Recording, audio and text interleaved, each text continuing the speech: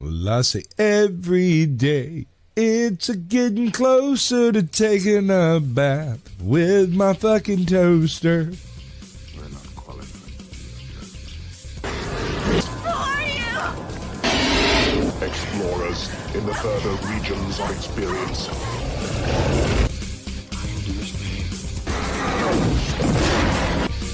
Did you not listen? Then the hell with you.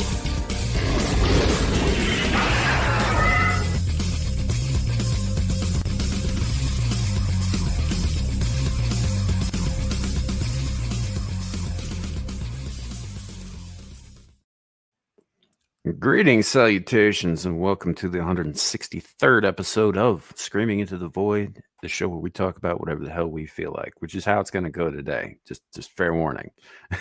My name's Samuel the Infamous. Joining me today, we've got Abe. How you doing? Yo, what's going on? We also have with us last minute joining Caucasian Sasquatch, and it was not last minute on his. That wasn't his fault. There was a mix up with links and. Anyway, we got it worked out. That's why we're If late. you don't tell them, they don't know. I know, but I got this thing about like being relatively honest about the goings on with the show. So There's your problem. yeah, I know, right? It's like, Yeah, be we're not more late. opaque. You bitches are early. So anyway, Blame Abe. What the fuck? sure, we could do that. It's like I mean, he was here,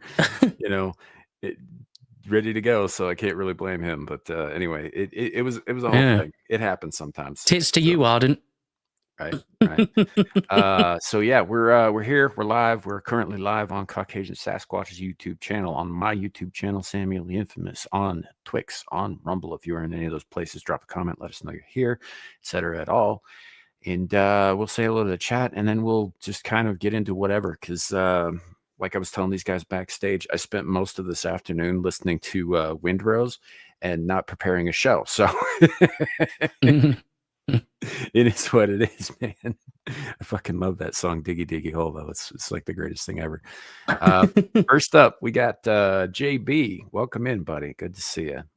Oh, Scotty Waddles. Howdy.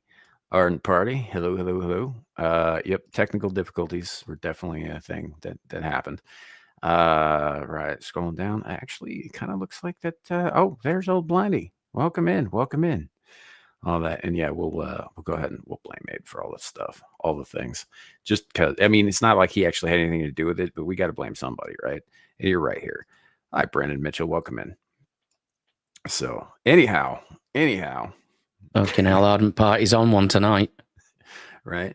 It's funny because I do actually have a few things I can bring up, but because I start collating shit on Mondays. Right.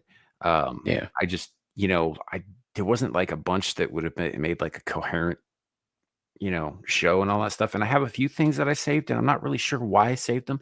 I got this little video that I can't bring up on YouTube. And I'm not sure why I even saved that, aside from the obvious reasons. But basically, it's a bunch of women in sheets that make them look like ghosts, but the eye holes are cut out where their tits are, and they've got like googly eye pasties, and they're just kind of I've seen that. Yeah. It's the floppy girls. I like the floppy girls. Yeah. So I mean, and it's cool and all, but I can't show that on fucking YouTube.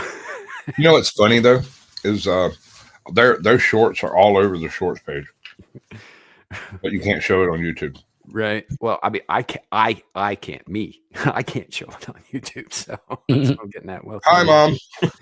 Yes.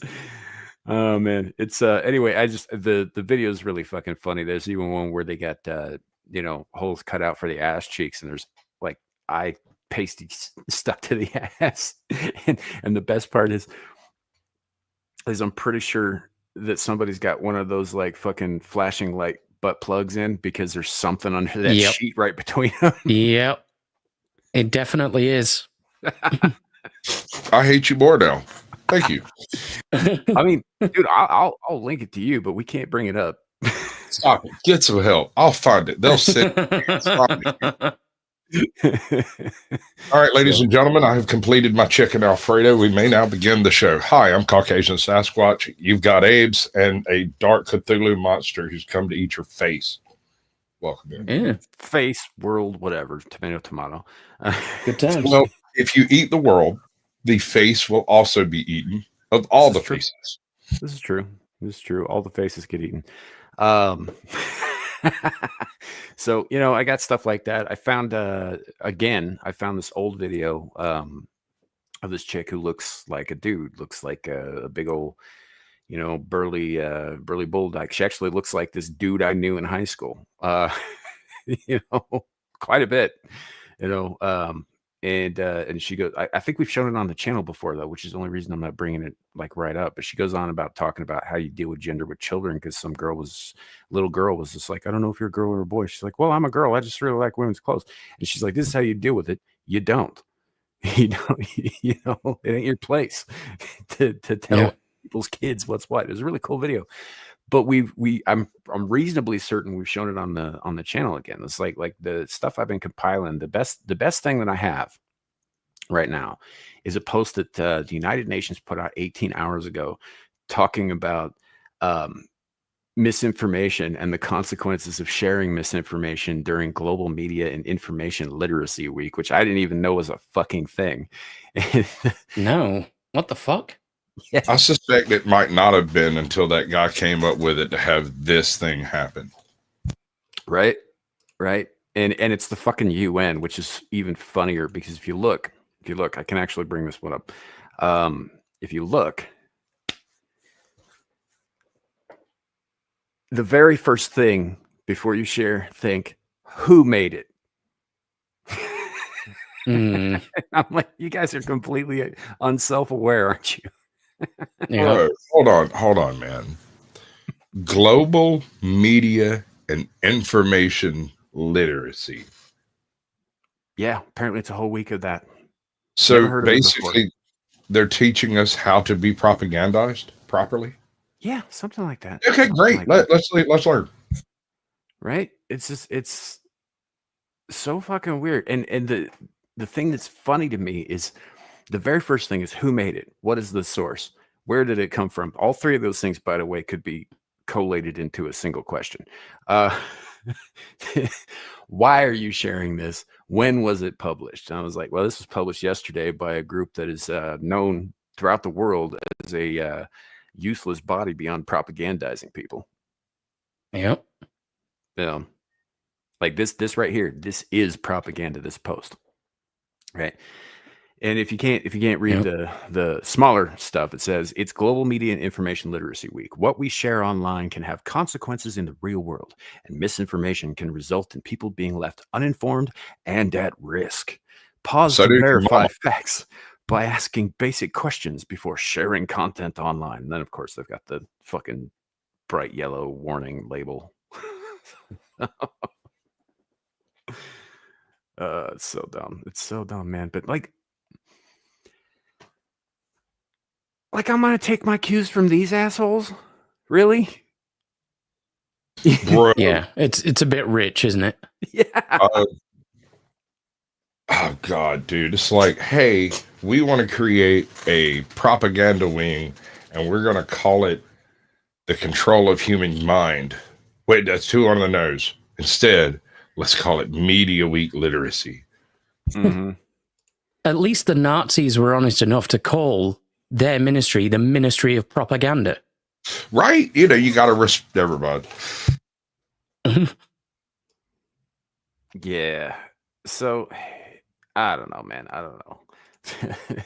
It was one of those things like I couldn't believe this shit. And the only reason I follow these assholes is for posts like this, or when like the head of the UN, Guterres, Antonio Guterres, goes on and on about like, I strongly condemn this or I strongly support that. And I'm like, you strongly worded a fucking tweet, dude. That's all you did. Right. Oh my God, I hate these people. I hate them all equally. Right. It's not an ism. It's not like I have some sort of race-based hate or anything. It's entirely ideologically based. So, all of you tism and tists out there, y'all get off my ass. It doesn't apply. Yeah. Gluteers. Yeah, he is too. Mhm. He's kind of fat too. So I mean, it works on a couple of different levels. But Yeah. you know, but like I follow these guys because they post stupid shit. Like there's and they've got dozens of fucking accounts all for like each little, you know, committee that they have. Um it's really funny when they start posting shit about human rights because it's almost always ignoring actual human rights violations. Yeah. Like, you know what's really fun to do? Is when they post stuff about, like, you know, say Gaza or Ukraine or one of the big name, you know, issues or whatever. I always like to post a little map of the Xinjiang province, China, Mhm. where they keep the Uyghurs. Where is it that current Christian phenotyping type stuff is happening? Nigeria. Yeah, that's right. That's right. Yep. So there's like a whole bevy of it won't let me save the fucking description, dude. I'm sorry. I'll stop. It's fine. We'll figure it out. We'll work it out. God damn it. I'll try to add it after. We'll see. Yeah. But yeah, no, Nigeria, like nobody's talking about that. What was it? Something like 160,000 Christians have been murdered by jihadists in dude. Nigeria. It burned down something like Yes and no. 12,000 churches. Yep. The part of it, and this is the really crappy ass part, is you've got part of it that's done based off of religious doctrines, right? Mhm. And then another part of it is like how back in the day you couldn't get along. What do they call it? Redlining. You couldn't get along if you were a certain ethnicity in a certain area or whatever, or Yeah. you were trying to buy a home in a certain area, something like that. The entire government operation has been more or less weaponized against Christians. In fact, I don't have actual proof of this, but I have heard, and this is hearsay, I know, but it seems to follow a theme. They don't have enough free travel to actually leave the country, and so they're essentially trapped there until they get them. Mm-hmm. Yeah. Yeah, yeah. And these guys, UN, they won't say a fucking word about it. They're ignoring it entirely. Right? Which, I mean, honestly, it doesn't really make that much of a difference whether they ignore it or not, because they do nothing that matters. And Shadow brought up a point a couple weeks ago, and he's absolutely right about that. If the two parties involved during a dispute, if one of them says, I don't want the fucking UN involved, by their own bylaws, they do have to get the fuck out. True. You've seen, I know you've read some Orson Scott Card stuff, right? We've had this conversation. Oh yeah. Sorry.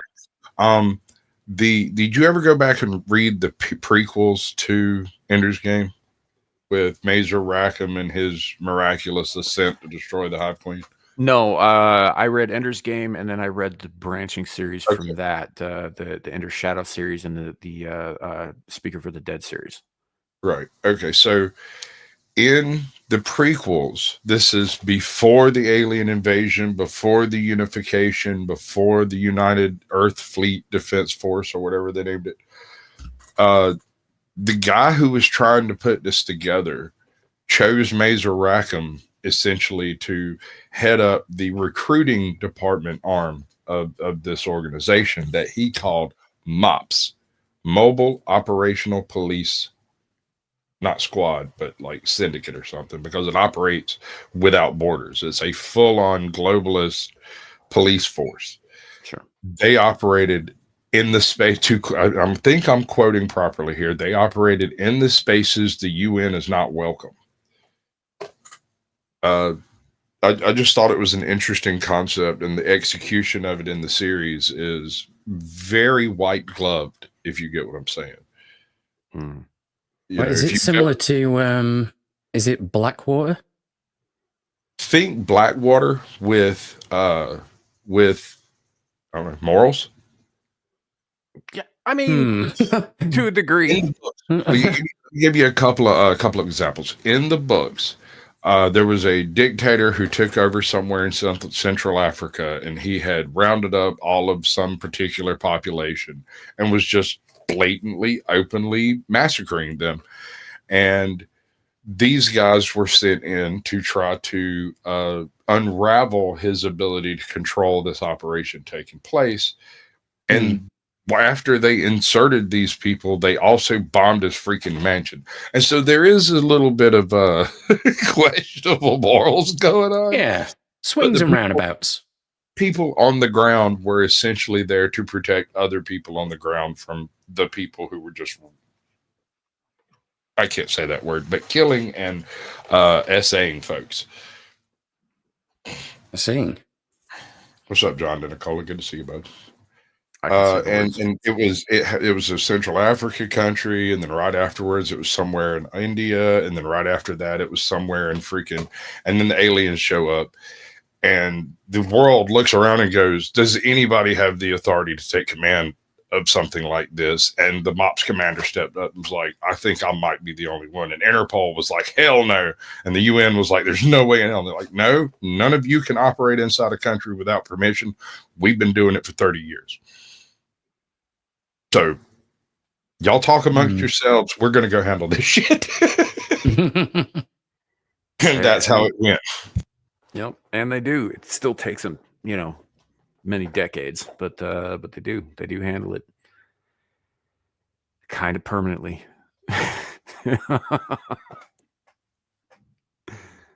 So they're good books.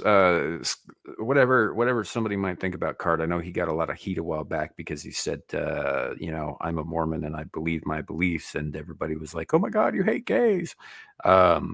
Gays and blacks and people not quite white enough, and folks don't wear magic underwear. Most of that shit is bullshit, but it's no different than, like, say, Catholics saying, love the sinner, hate the sin, right? But he was unapologetic about it, and so he got fucking super canceled a couple of years ago, and everybody's like, oh my God, he's the worst guy ever. But man, his books are good because they fucking are. Yes, they are. Yeah. You saw this Keira Knightley thing that happened a couple of days ago, right? I saw a glimpse of it. I don't know too much about it. There's not much more than a glimpse of it because it was open and closed so fast it was over. Essentially, there's an interview going on. She's doing some voice work for the Harry Potter series. They asked about whether Hermione and J.K. Rowling, I can't remember the chick's real name, they brought up Emma Watson. Emma Watson and J.K. Rowling's little tiff, and she was like, tough shit, huh? And moved on with her freaking life, which is the way it should be when you're a star and have no political value whatsoever.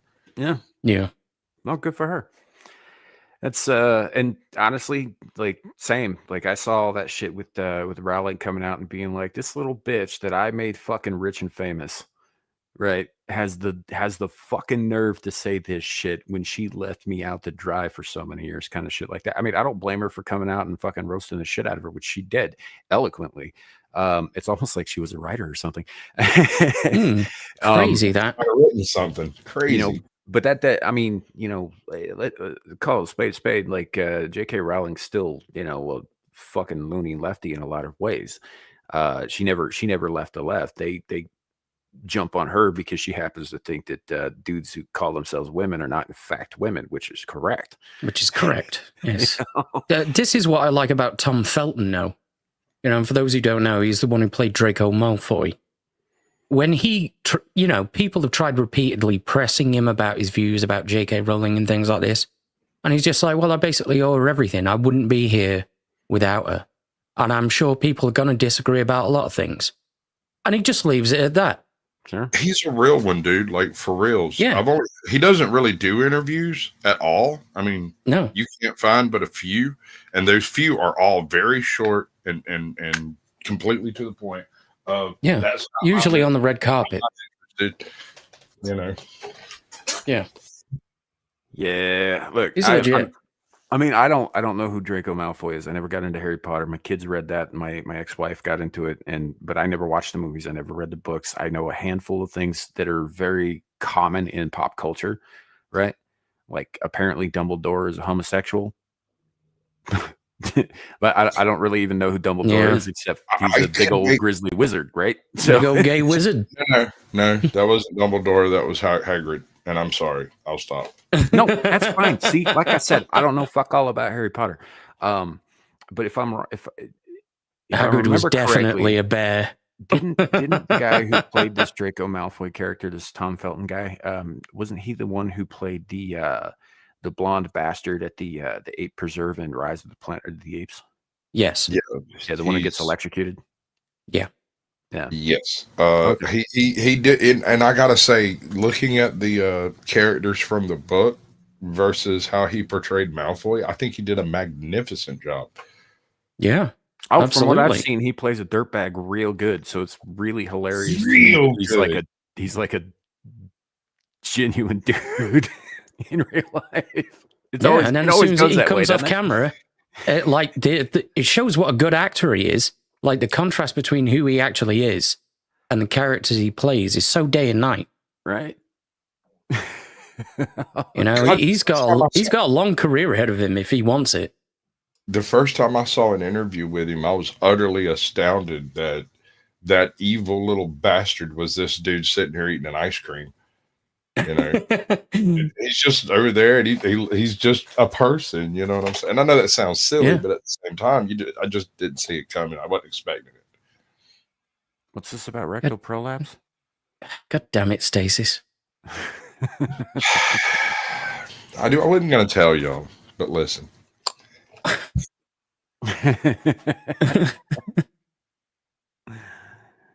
Yeah.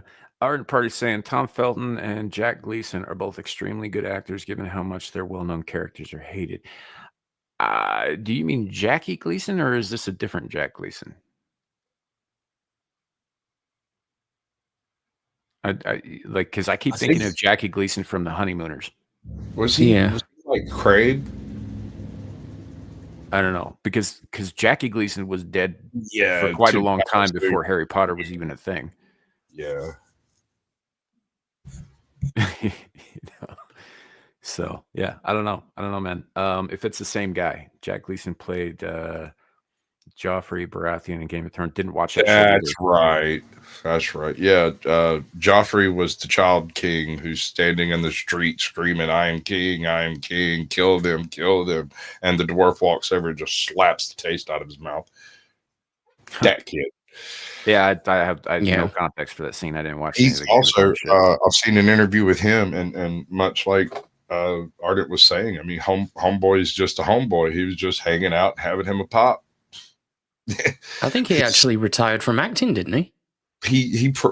I doubt he'll ever have to do acting again unless he wants Probably not. to. Well, plus, if he really wanted to, he could just do the circuit convention for the rest of his life. But that's what he's doing. Yeah. But it's at his decision and not other. He doesn't. He doesn't really. He has an agent, but it's basically just to jerk off on him every chance he gets. He just has. I'm gonna say something here that not a lot of people are gonna agree with. I said it on Twitter a couple of days ago too.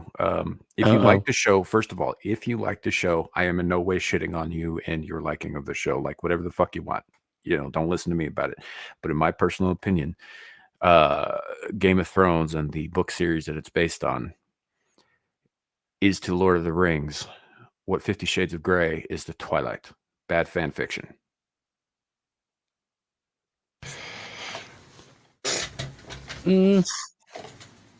Subversive and destructive fan fiction at that. Am I allowed to speak out against this idea? Because You absolutely can, man. Like I said, not everybody's going to like what I have to say about it, but I just, right. no. I want to say yeah, but no. Dude took But Tolkien no. shit. Oh, no, hear me out. Dude took Maybe the Tolkien movies. shit, right? And he turned it on his head and fucking perverted it, right? And then didn't even have the gall to finish it when Tolkien himself wrote up until the day he died. And I hear you. He's not dead yet. we will have that fight the day after he dies. And Hope springs eternal, huh? Mhm. I mean, never mind that he's unloaded every closet and locker he's ever owned in his life with every piece of drivel that he's ever written as an addendum to Game of Thrones, which is so stupid. I want a Shire red wedding. Isn't that what happened to all the black dwarfs in Rings of Power? Yeah, logically. Yeah. So it's like they couldn't even grow proper beards. It was a whole racism thing. So, Yeah. So I gotta get my teeth into this somewhere. So okay, yes, Tolkien-esque. I will go Tolkien-esque, but the existence of magic in Game of Thrones is so extremely rare and unrepresented as to be almost myth. In the books, the only evidence of magic you ever get is somebody saying some shit is going to happen, and then it happens. But it's always through some weird confluence of errant things taking place. It's not like a spell. The only direct spells you ever actually see happen is when that one Templar knight dies and he gets brought back, and then they kill him again. And about 20 minutes later, he stands up, pulls the dagger out, throws it on the ground. And it's like, I'm going to have to patch that up. My armor's starting to look rough. He walks off. I don't have an explanation for that at all. I'm not saying that magic doesn't exist, but it is exceedingly rare. well, I will give you that. It does seem like Martin took the idea of a soft magic system to extremes. I mean, on the other hand, you also have like the weirwood trees, which are, at least according to some of the supplemental material, the wellspring from which magic actually springs. And so if you're in an area without a weirwood tree within a certain distance, magic just don't. Okay, this is a good one. Ardent Party says, The Hobbit Domore. Where the fuck is that? That, okay, touche. That is good. I like that. Yeah. People forget sometimes that that Stalin was one of the river folk. Yeah. I mean, I don't like agreeing with you, but So look, like if we're supposed to take Rings of Power as canon, which it's whatever, that means that something happened to all the dark-skinned little people that were depicted in that between the time that aired and Lord of the Rings, because they don't exist in Lord of the Rings. They all just disappeared like yeah. magic. And there's more layers to that racism. I actually had a conversation. I think the Baggins' ancestral home is built atop their bones, personally. Yeah, Hobbit coast. Fucking hell. Homicide. So me and Captain Curmudgeon went over this one night after the show for no good reason. It was just, how racist can you get in a single effort? And when your source material occurs after your origin material, and your origin material completely contradicts your source material, that makes for a bad situation.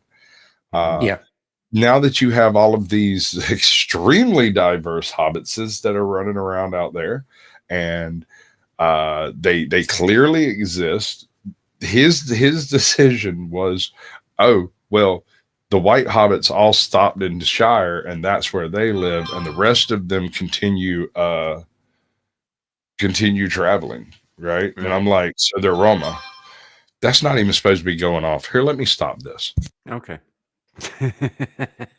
Maybe they just go so far east they become part of the Easterlings or something. I don't know. I mean, but we shouldn't have to do these kinds of mental gymnastics to justify something that was never in the text to begin with.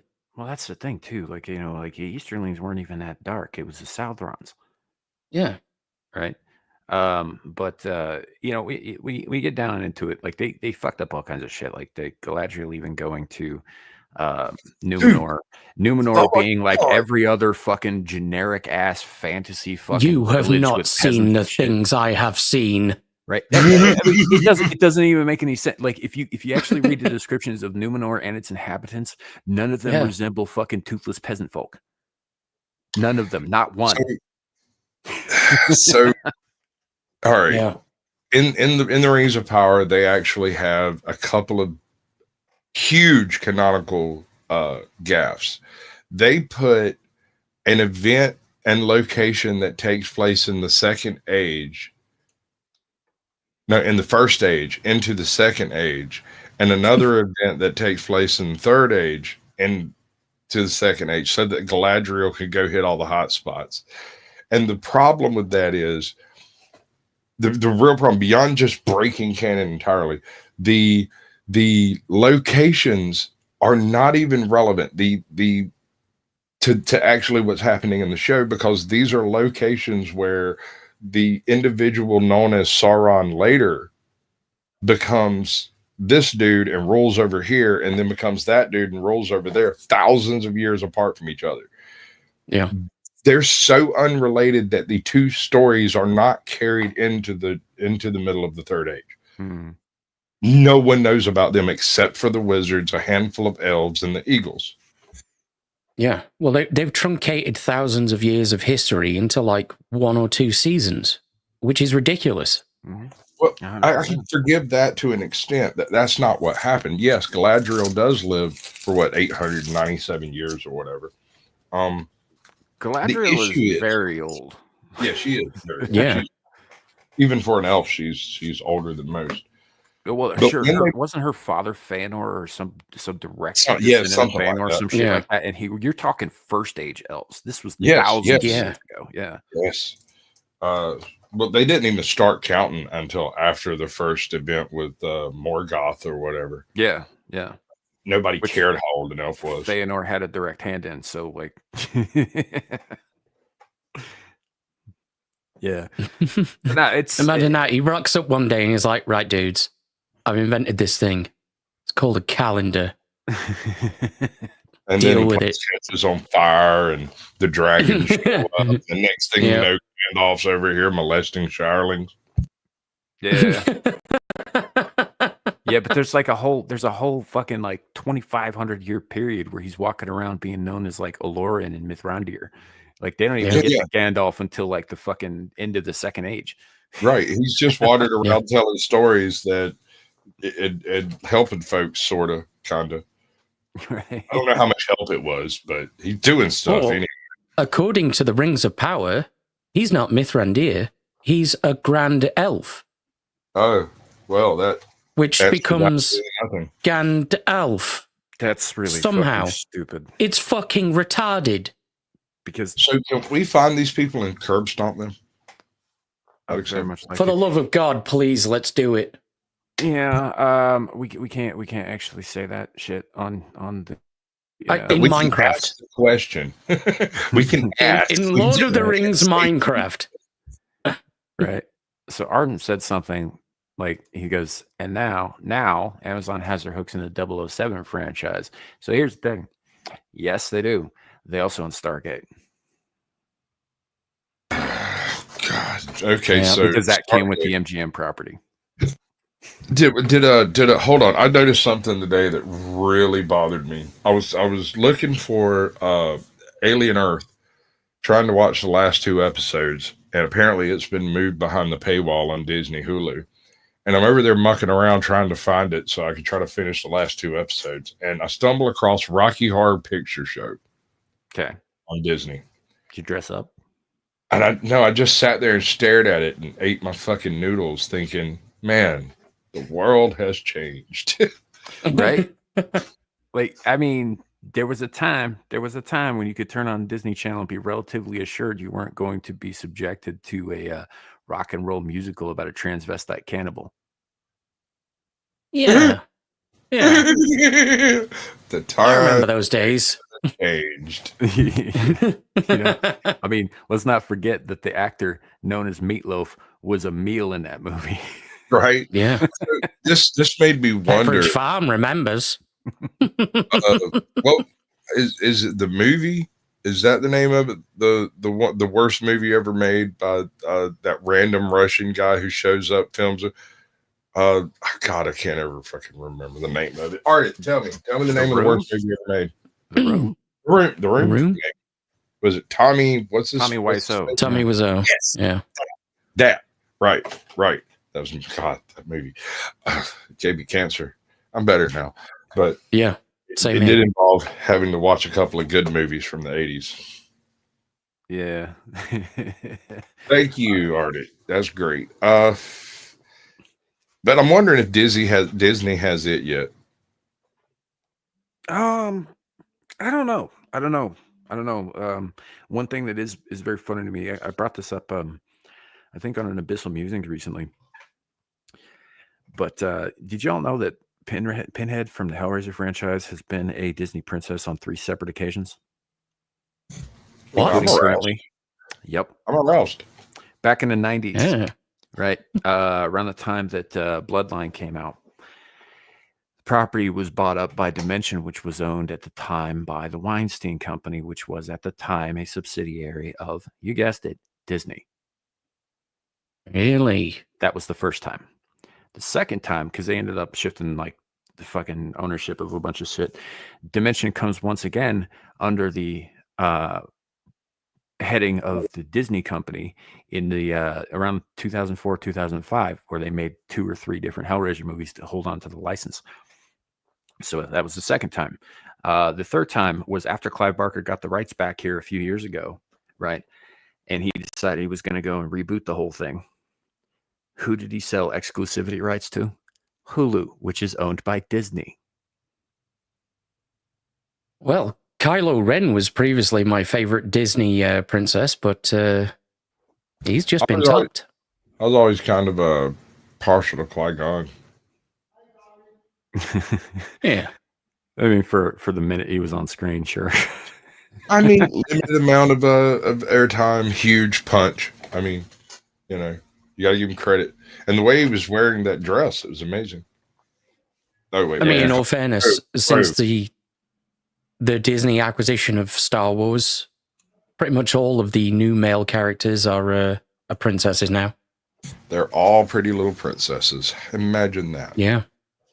Yeah. When you wish upon a star. It's a very strange thing, though, isn't it? It's like the amount of shit that Disney holds ownership over at this point in time, and the amount of money that they're fucking losing because either A, they hire the wrong goddamn people to make the properties, and then the properties tank, right?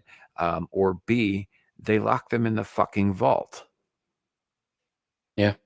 And nobody gets them. Right? Like they have horrendous. It's we were talking about this a little bit last night.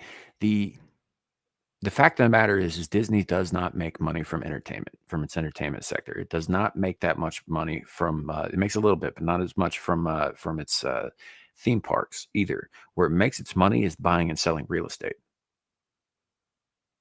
which is what funds everything else. So they can put out as much. Like people keep talking about, why hasn't Disney folded yet? You know, because they keep losing all this money. It's like because they can afford to throw it away at it because that's not their revenue stream. Not only is it not their revenue stream, it's actually their propaganda arm. So propaganda is never meant to actually profit. I mean, I think they probably will fold sooner or later because after the Reedy Creek shit a couple of years ago, they took a huge hit on real estate revenue. But they haven't quite succumbed to that yet. They've still got some reserves, which is why they keep pumping out shit, why they keep fucking acquiring properties that they either don't intend to use or they intend to let the wrong fucking people fuck with. Like, I haven't watched it because I don't really see the need for it in the first place, just from where it takes place in the timeline. But like Alien Earth apparently goes completely to shit after like the first 2 episodes. Yeah, I watched it. Okay, so can I jump into that? Because I've been kind of thinking on it a bit. It's been kind of stuck in my head. And it is not really anything plot-based, except it kind of is. So the premise of the movie is spaceship with an alien on it crashes in the Earth. First of all, huge error of planning. But beyond that, we'll skip that. We'll pretend like the entire galaxy didn't just have the most major fuck up in history, and we'll move on. So they've got this junior Steve Jobs, what's his name? The Zuckerberg type, who's 17-year-old MIT graduate, 700 degrees to his name, and is inventing new AI out of his butthole on a daily basis. He comes up somehow. I don't know, man. But he comes up with mechanical bodies and brains that are supposedly capable of holding a human will. However, of course, there's got to be a catch for good MacGuffin for this. So adults cannot be put in the bodies.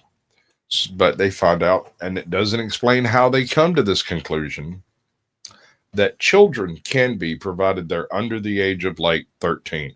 I'm starting to sense a little bit of a pattern here in Disney and FX programming, by the way. Mm-hmm. However, these bodies are all adult bodies, right?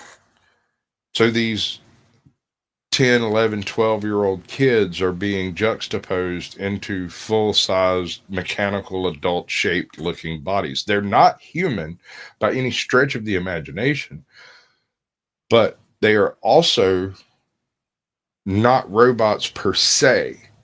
They think the entities inside the bots believe themselves to be the people that they were before those bodies died. So this is sort of a like a kind of a VR scenario. Like if you upload your consciousness into VR, Yes, it's and exactly is it really you, or is it just a copy of you that thinks it's you? right. Well, this is Ship of Odysseus type deal.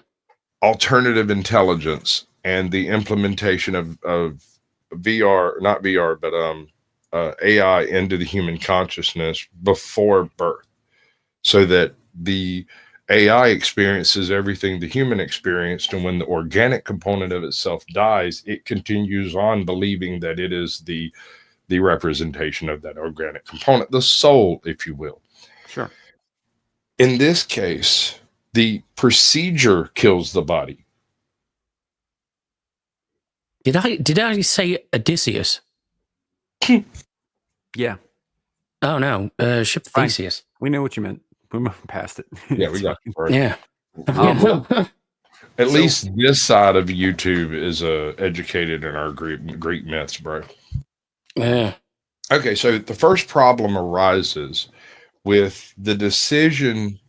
The ship crashes, all kinds of hell breaks loose, and of course, anyone who can should help. Right? It's a disaster. We're talking about a full-on nationwide help response. You remember September 11th and what happened there, and you had people out there, literally 800 people moving 3-ton chunks of rubble off of the piles to see if there's somebody under it. Yeah. None of that happens. Everybody just running around, pulling their hair out, screaming, except for a handful of people who give orders. And the second they give orders, the people who are running around screaming, pulling their hair out, just immediately stop being crazy and start doing what they were told really badly. Then the rescue, quote unquote, rescue mission starts up, and there is a little bit of a contrivance here in that apparently this super genius kid over here knows what's on that ship. And so he sends these robotic children to go, quote unquote, help with the rescue and retrieve certain cargo. Right. He's also got full synthetic people that are working for him and stuff. You know, the aliens, robots that are androids. They call them androids. Mm-hmm. And ostensibly, I suppose this is supposed to be the birth of that whole android line, except for the fact that he already has working for him a fully functional android who appears to be reaching the ending of his usefulness as Timothy Olyphant. And while I love him in every single thing I've ever seen him in, ever, I'm not a fan of his portrayal in this, because androids have a distinct lack of emotion, and obviously this guy's frustrated as hell with Disney. I can probably shed a little light on that. There in the lore, and the DFDS is saying that Alien Earth is not directly canonical. I mean, that's not what I'd heard, but even if that's true, it doesn't really matter, because the perception from your average normie, who are the people most likely to watch this shit, is that it is going to be. So damage done, right? But but that in the canonical universe, they do talk about it, especially when you get into like some of the later movies, like Alien Resurrection, when they introduce Cal. Cal is one of the, I think, second generation androids, right? And they talk about how the reason that they kept having new generations of these things was because the original generations were too emotionally unstable because they were made too similar to humans. Right. So, Okay, so they send these children in to do this really dangerous work, ostensibly because they're robots and shouldn't be harmed by anything in there. And then the next 2 episodes are aliens running around killing absolutely everybody on the block, except for these kids who never actually get a direct sight on them unless they're with a human that immediately runs away. And so the alien chases them. It's contrivance after contrivance after contrivance. It's all plot manipulation and MacGuffin chasing. And there's it's really flashy scene, a little bit of dialogue, really flashy scene, and no one cares what the dialogue is. And I can't get out from under that. Yeah. Thank you, Tootie Bug, for the $10. I appreciate it, love. That's Evie, magnificent. like I said, I haven't seen it. I have no intention of watching it. Yeah, same really. You know, that's one of the nice things about what we do here on my channel is I am not beholden to garbage television like some of my friends who run entertainment-based channels. So I don't have to watch shit I don't want to watch. Sasquatch, on the other hand, likes to punish himself, whether it's necessary or not. So I enjoyed The Room. Yeah. Yeah, I believe that. That's the most convincing statement I've ever heard. I can't get on people about liking shitty stuff. I like plenty of shitty stuff. The objectively shitty stuff. Jesus Christ Vampire Hunter is objectively one of the worst movies ever fucking filmed. Right? It may not be as bad as The Room, but it's pretty goddamn bad, and I love it because it's got kung fu. It's got this Mexican wrestler named El Santo who is also a superhero. It's got fucking skateboarding. It's a musical. There's this whole clown car scene with a bunch of atheists try to jump Christ. Of course. Yeah, well, makes perfect sense. Has like nothing to do with the rest of the plot, which was about vampires taking over the earth, and before he can proceed with the second coming, he's got to get rid of them, right? But they figured out how to become daywalkers by wearing the skin of lesbians. It's a whole thing. Anyway, the movie sucks, but it's so much fun. Velocipaster. I love that one too. Yep. It's one of Sam's favorites. I mean, yes, I'd Jesus be Christ, lying. Vampire Hunter. Yes, definitely go watch that. I'd be lying to say that I haven't been flipping through at 2:00 in the morning and come across Velocipaster. It sat there and finished smoking my joint and doing my nighttime things for 2 hours it takes for that movie to play. Yeah, I fucking. So another one that got me. I didn't expect.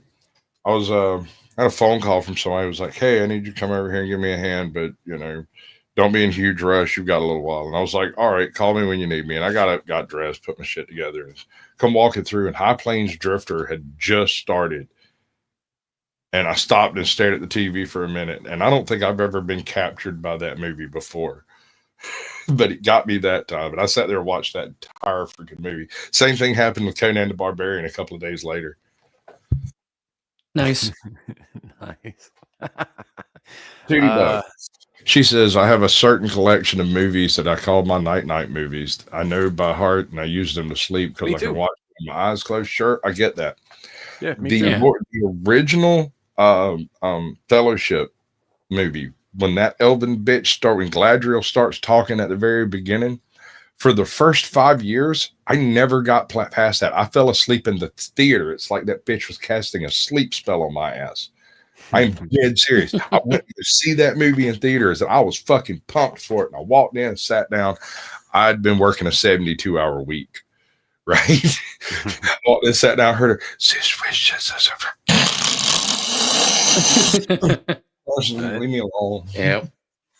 This is gonna sound bad, but I did the same thing in John Wick 4.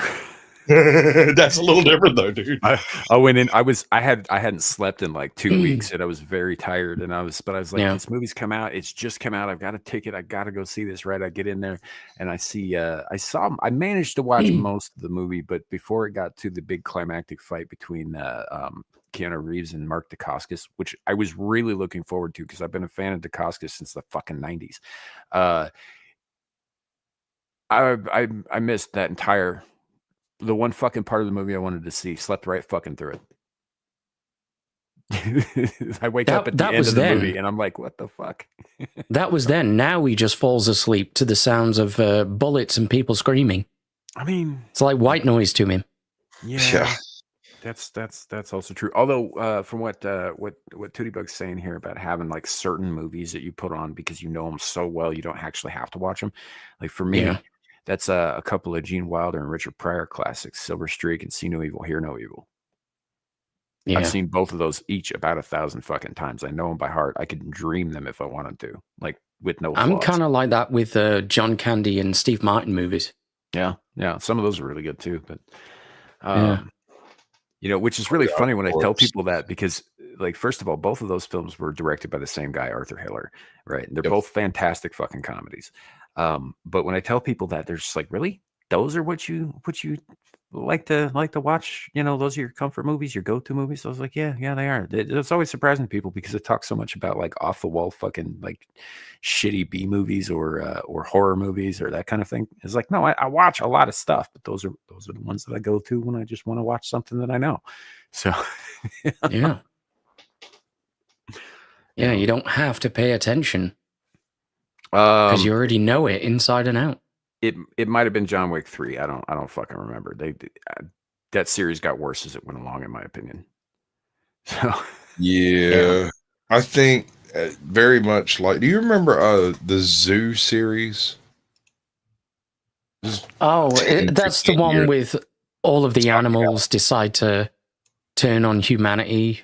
They turn on humanity and suddenly they're intelligent, and it all. I watched that, but I never did. All right, so. The point doesn't matter with the premise. It's fine. But my point is, Zoo first season is phenomenal. It's great. The chemistry is amazing. It reminds me a lot of the way the people interact in it. Remind me an awful lot of like Star Hunter Redux or Firefly. Right, the way the people interact with Firefly, like they knew each other, and while they weren't all friendly, they were all interacting on a daily basis as there's a certain amount of chemistry that's going on. Yeah. The second season, it is so completely obvious that the writers were like, "Wait, what do you mean a second season? Hold on." I got an idea, and this is predated AI, so there was no fallback position for something to keep the theme running, and so the best they came up with now, certain animals have magic power, and it's more like the Friday the 13th series where they're trying to go and like use SCPs. They basically start using SCPs instead of intelligent animals, which if you think about it, intelligent animals is fucking horrifying. Imagine a gorilla with 180 IQ, bro. It's terrifying. I just think of what's his face, the head of the White Witch's fucking security force, that wolf that goes after Edmund in Lion, the Witch, and the Wardrobe, right? Smart as fuck, and he talks. He was scary as shit. You know? Yeah. What was let's be honest, Edmund got fucking lucky when he killed him. What was the name of the gorilla butler in that freaky freaking Disney movie? He talked and just stayed in the house so nobody'd notice him. I don't remember if it was Dr. Doolittle or one of the other animals. He was an abnormal gorilla. He could talk. None of the rest could. And for whatever reason, the gorilla butler, and I can't remember the movie. I'm gonna have to look it up. Mighty Joe Young. Sorta. It was King Kong, and he got pissed off with his working conditions. I mean, I guess I don't know. That makes me think of this this TV series. I don't think that many people saw. It was on Sci-Fi Channel for a while, called Sanctuary. With I saw that. Yeah, it had Amanda Tapping played this immortal British chick who had Sasquatch as a butler, Yes, yes. Yeah. And Yeah, there was so many Stargate people in that Yeah. it was Well, I mean, weird. involved in the production. Yeah. specifically Christopher Heyerdahl as the Sasquatch character. He's Yeah. really fucking fantastic because he also plays Jack the Ripper in that show. But anybody ever wonder why she smells like Bigfoot's dick? No, no, I thought that was pretty obvious. Fuck's sake, Sasquatch. I mean, I'm just saying, shoot your shot. You miss all of them, don't shoot. So, I don't know, You man. know. Yeah, there's a, I guess going back to the whole Disney acquiring properties thing, like Larry showed us this whole thing last night about saying that Kathleen Kennedy may not in fact be to blame for the shit direction that Star Wars took, which I don't buy, by the way. I think that's spin, but they was blaming Bob Iger instead for deliberate hands-on sabotaging, which I don't think is necessarily true, but yeah, she's nearing the end of her fucking career and all that shit anyway, and so she's wanting to go out on a high note. I guess she got her shitty fucking Indiana Jones thing out, Yeah. which was like the whole goal, I guess. But no, these people, these are the like that you forget. Kathleen Kennedy might have been there from the fucking beginning. She may have been the person that Lucas trusted to hand the keys to. But that doesn't mean that she was an honest fucking person, right? All those early executive producer credits were for fucking coffee runs. You know, Yeah. she didn't have shit to do with making those fucking movies aside from being on set. You know? So, but the wrong people keep getting a hold of these things. Like everybody thought that Kevin Feige was the second coming of Christ, you know, when he got put in charge of Marvel. And, you know, and to be fair, the first few movies were really fucking good. And yeah, he had a hand in that too. But the direction that Yeah. it's taken and everything after that, you know, like that was all him too. Like, you know, I don't know how much of that was mistakes and how much of that was deliberate, but yeah, he's both directly responsible for the rise and the fall of Marvel as a viable property. In terms of the films specifically, obviously, the Marvel Comics company is doing its level best to bury itself quite well without him. Yeah. So, you know, I haven't even heard anything out of Marvel that I was interested in reading in like 5 years. yeah. Oh, it's been much longer than that for me, man. I'd Much say, longer. yeah, much longer. I'm just saying, previous to 5 years ago, if I heard a title about Marvel, I might consider that I might want to read it, but I never did. But in the past 5 years, even that hasn't happened. Yeah. Yeah. Yep. Not even morbid curiosity. No, Nothing. not even a little bit. I hear stuff every once in a while because I got friends who keep tabs on all that shit, but I haven't invested in a comic that wasn't at least fucking 15 to 20 years old in probably 10 years. You know, Yeah. Good And, choice. like part of that was because I don't have the time or the money or the space to keep collecting that shit, and part of it was because I did not like what I was reading. A lot of it was garbage shit. It's pretty bad when an Elseworlds title in DC is better than the fucking mainline title, right? Like that shouldn't be like that. It should. I mean, I don't have any problem with like well-written Elseworlds, but like it should not be like that. The main character, the main title should be the main attraction. I've had a Red problem Sun with was incredible.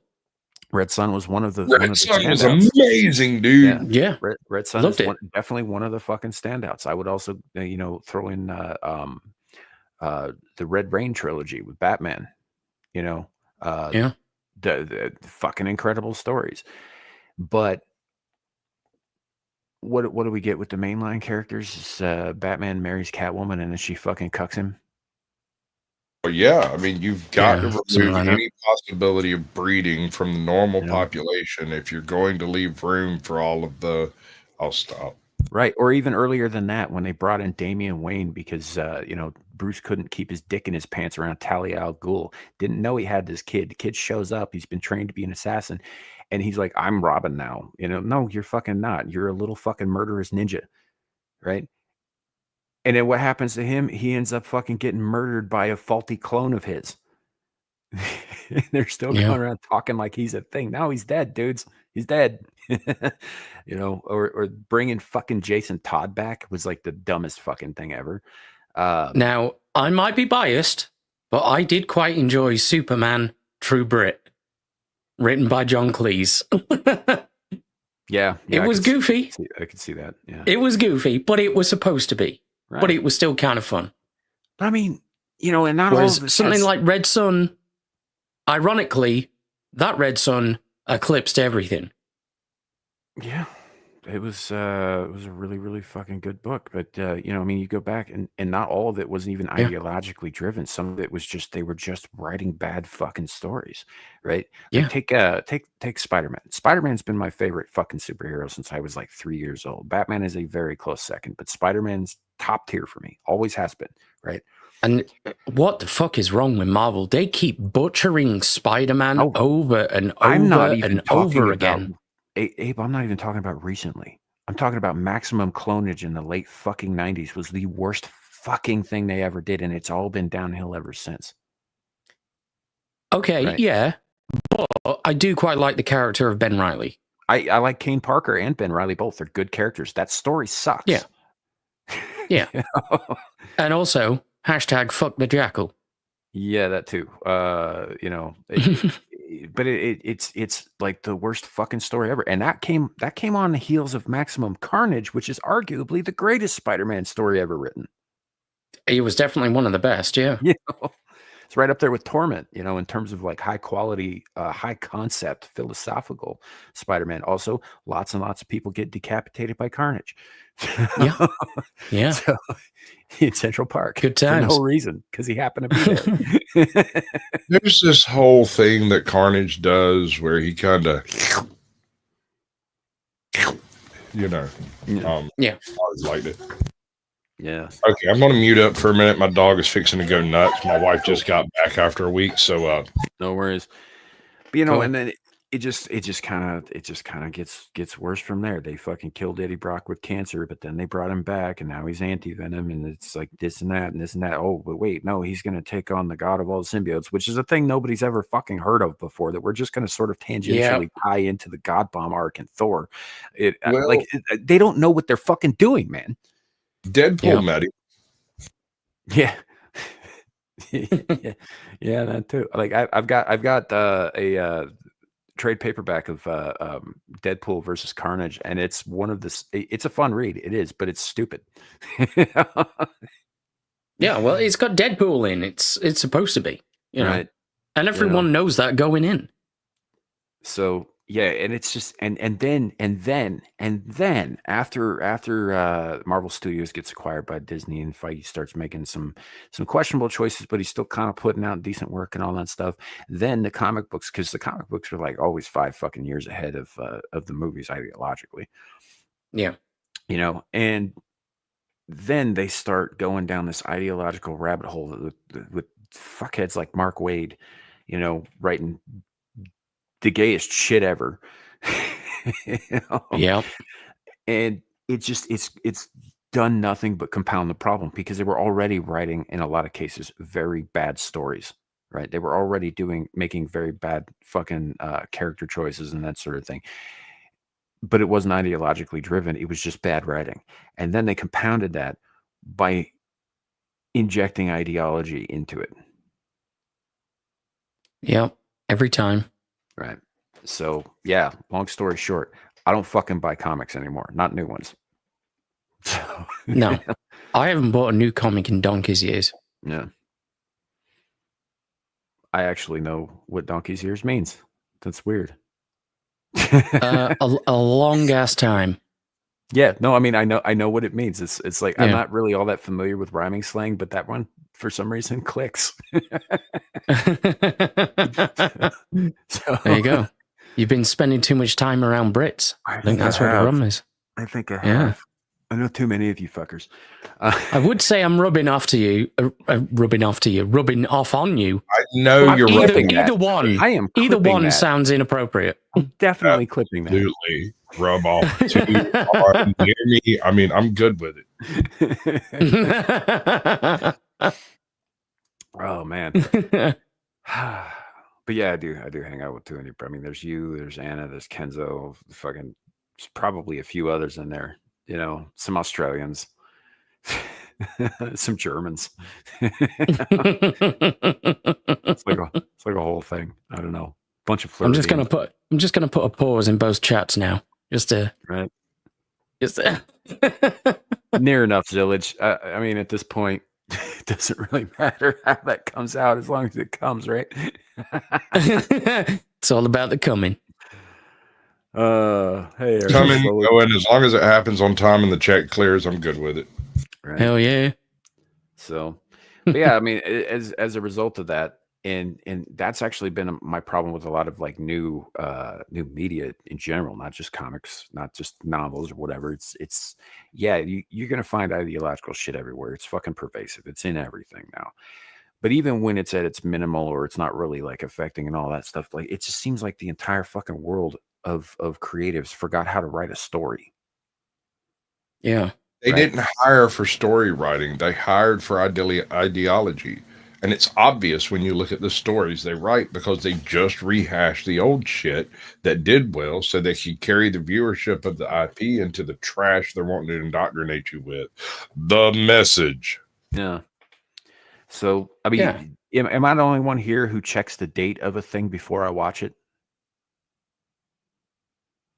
Yeah, no. Anything that occurs between, say, 2022 and 2019 is completely off my radar.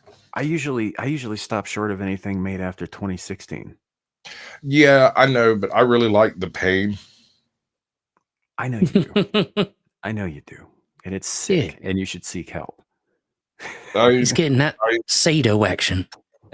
Well, it's like this. I personally think that my thought processes are all screwed up. And watching Disney helps me realize that I'm not so bad. I mean, okay. It's like saying I like to watch compilation footage of certain gas chambers in certain parts of Europe because it makes me realize I'm not so bad. Oh, you too. Oh, nice. I was kidding about that, YouTube. It was a joke. Mhm. Yeah. But yeah, no, it's just a thing. Like there are a few things I have seen since then that I actually really liked quite a bit, and a lot of them do have modicums of ideology in it. Because, like I said, you can't get away from it. I saw this movie I mentioned on the channel before a couple years ago called Slaughterhouse. I've seen it. I fucking love that movie, and it's chock full of ideological nonsense, but it's so fucking funny at the same time that I don't care. I really don't. It's so much fucking fun.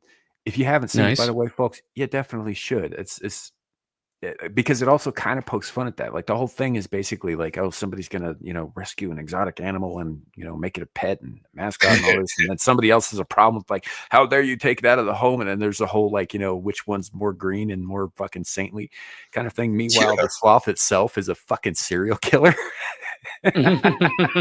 for like no reason. Yeah.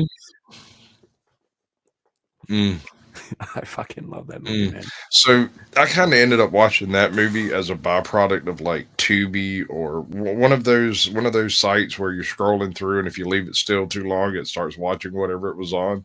I think it was on Hulu when I watched it, or Amazon. It might have been Hulu. I can't remember. But I had been like scrolling through, and I stopped scrolling, and I come back in, and it's some random movie, and I got my food, and I get everything together, and I sit down, and I'm fixing to change it, and Ew. Slaughterhouse opened, and I literally sat there with my hand on the remote for like 30 minutes. Like any second now, I'm like, have enough of this, and I'm gonna change it. You didn't, did you? No, I didn't. No. My wife came and asked me what I was doing. I said eating, and she said, "No, you're not," and walked away. And I looked down and said, "No, I'm not." Dude, it's hard to watch. It's hard to look away because it was just it's surprisingly engaging for a fucking movie about a sorority in this day and age. Yeah.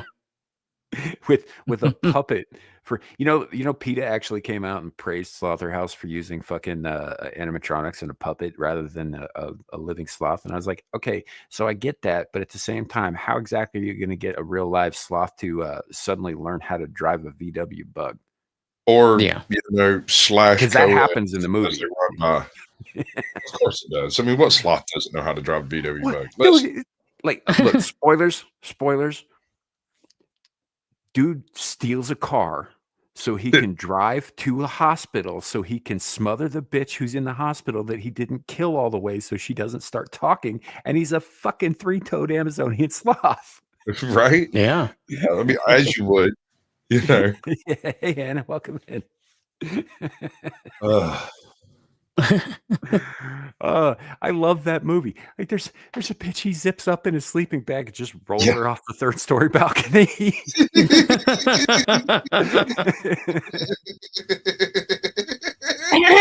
That movie's fun. Oh, great. All the fun has ended. Hi. Oh, shut up. Hi, Anna. Yes, ma'am. Welcome in. How you doing, Anna? Good. Thank you. Welcome. Cool. Yeah, but that's a rare exception, though. You know, and it, to be fair, belongs in the shit movie category, but the fun shit movie category, but the shit movie category. It's not like a A-list movie. Have I watched what? Cooties. I have not watched Cooties. Okay, I think you might like it. It's a zombie movie, but it's kids, and the kids all get like contaminated chicken nuggets or something. But it's a zombie movie, and the kids don't attack each other, but they attack anybody who hasn't been infected. So adults are on the menu. And it's a comedy. It's not meant to be taken seriously, but if you've ever wondered if you could take on a schoolyard full of 5th graders, Is this from 2014? Is it that something one? like that? That sounds about right.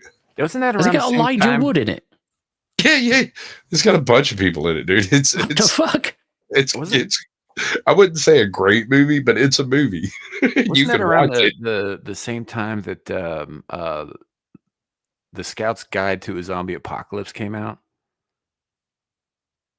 Been trying to remember to watch that one. I hear about it every now and then. And I'm like, it's fucking "Oh, God, funny. watch that." It's pretty funny. There's a couple of grown scouts. They're not grown, but they're about to graduate or whatever, and like finish their scouting journeys and all that, and they're about to go off to colleges and shit. But all they want to do is go see titties at a strip club, and when they actually finally get inside, the only titties available are undead ones. They try to eat them. It's pretty legit. This is like one part of that movie. That movie was wild. I like the bad movies, the bad fun movies. You know, I think we need What more was of that. I saw, I don't know whether it was Squatch or you, the bong thing. Oh, Evil Bong. Yeah. Yeah. Mm. There's like 4 or 5 of those. There's movies, like, like 60,000 of them. Yeah. So good. Yeah, it's for those not in the know, it's about a sentient evil bong from a parallel bong universe that's come to destroy us all. Yeah. Sounds about right. So they're stoner movies, but they're like on crack. They're really, really out there.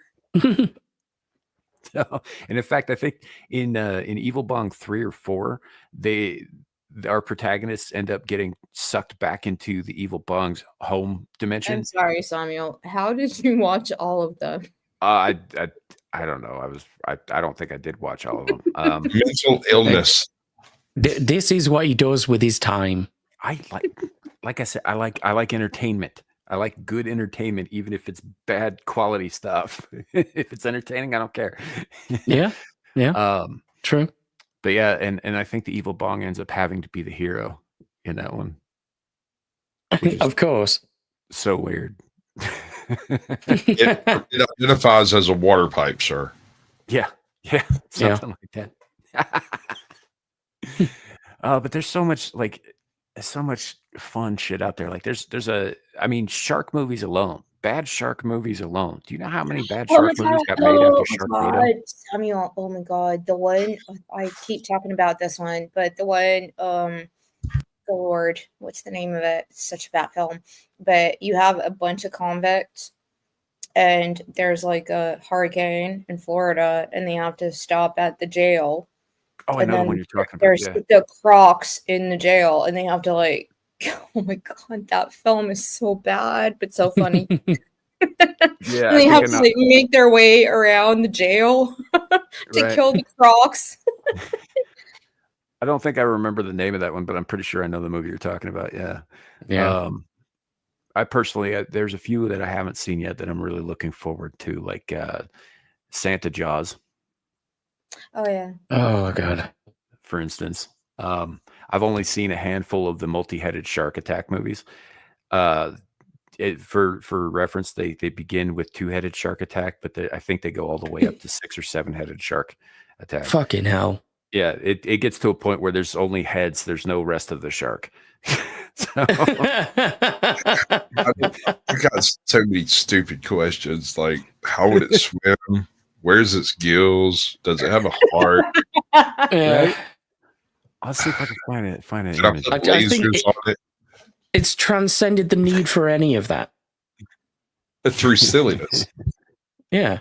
Asking too many questions, Squatch. Just let it happen. Let it go. That's how we got here. That is exactly the mentality that got us to this point. Allowing feminists to do the crap they do and just let it go. I think we've reached the end of that. Okay, so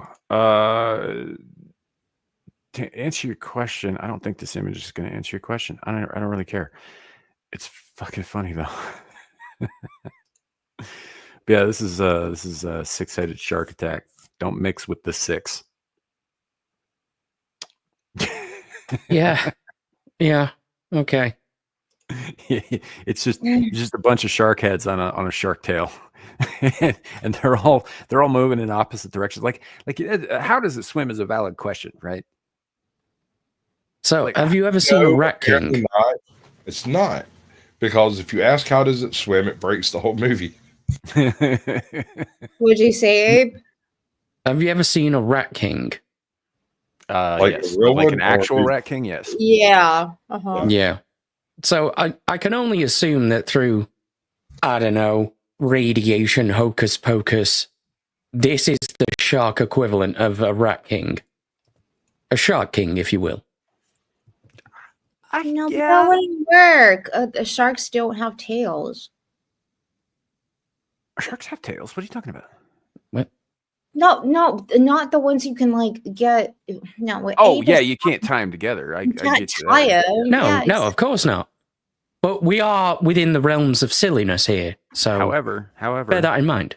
if you had enough staples, it could work. Yeah. Staples and duct tape. Yeah. The shark centipede. Oh, I love that film. It's so good. What, human centipede? Yeah. Oh no! Oh no, Anna. It's one of my favorite films, Samuel.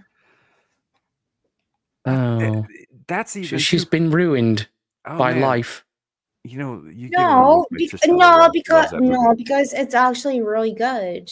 It asks asks Mhm. asks Mhm. the question: if all of us were in that situation, who's going to be the one in the front, and who's going to be the one receiving? I'll be the one in the front. I'm got not dibs. playing this game. I got go. guns. I don't have to stand in front. I don't know what you guys are like. What's your favorite horror? Like, what is? I know Samuel is into his, like classic things. But Squatch, what about you? You never finished the question. What's your favorite genre of horror? Of horror. Yeah. I hate to admit it. I'm one of those guys who likes like time slipping existential horror when something's happening that the individual doesn't understand and never has any hope of understanding, and yet they still have to deal with it and plug their way through it.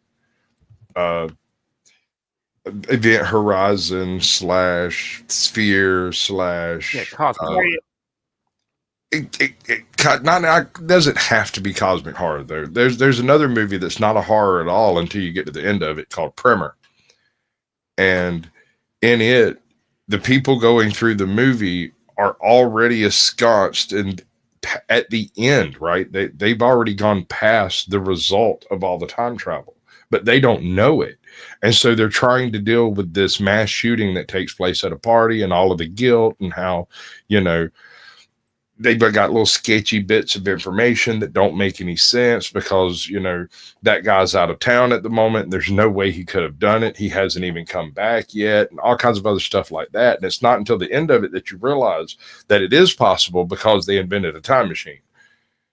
And the disconnection, the cognitive dissonance built into the script when you're watching it leaves you watching it and feeling creeped out by the whole concept. And then the music, which is very simple, but at the same time, all off key, leaves you feeling like an existential crisis is taking place without you ever knowing why you feel jittery. It's a good movie. You know what? I've watched. Link me the title and whatnot. I haven't seen this. I'd like to check it out.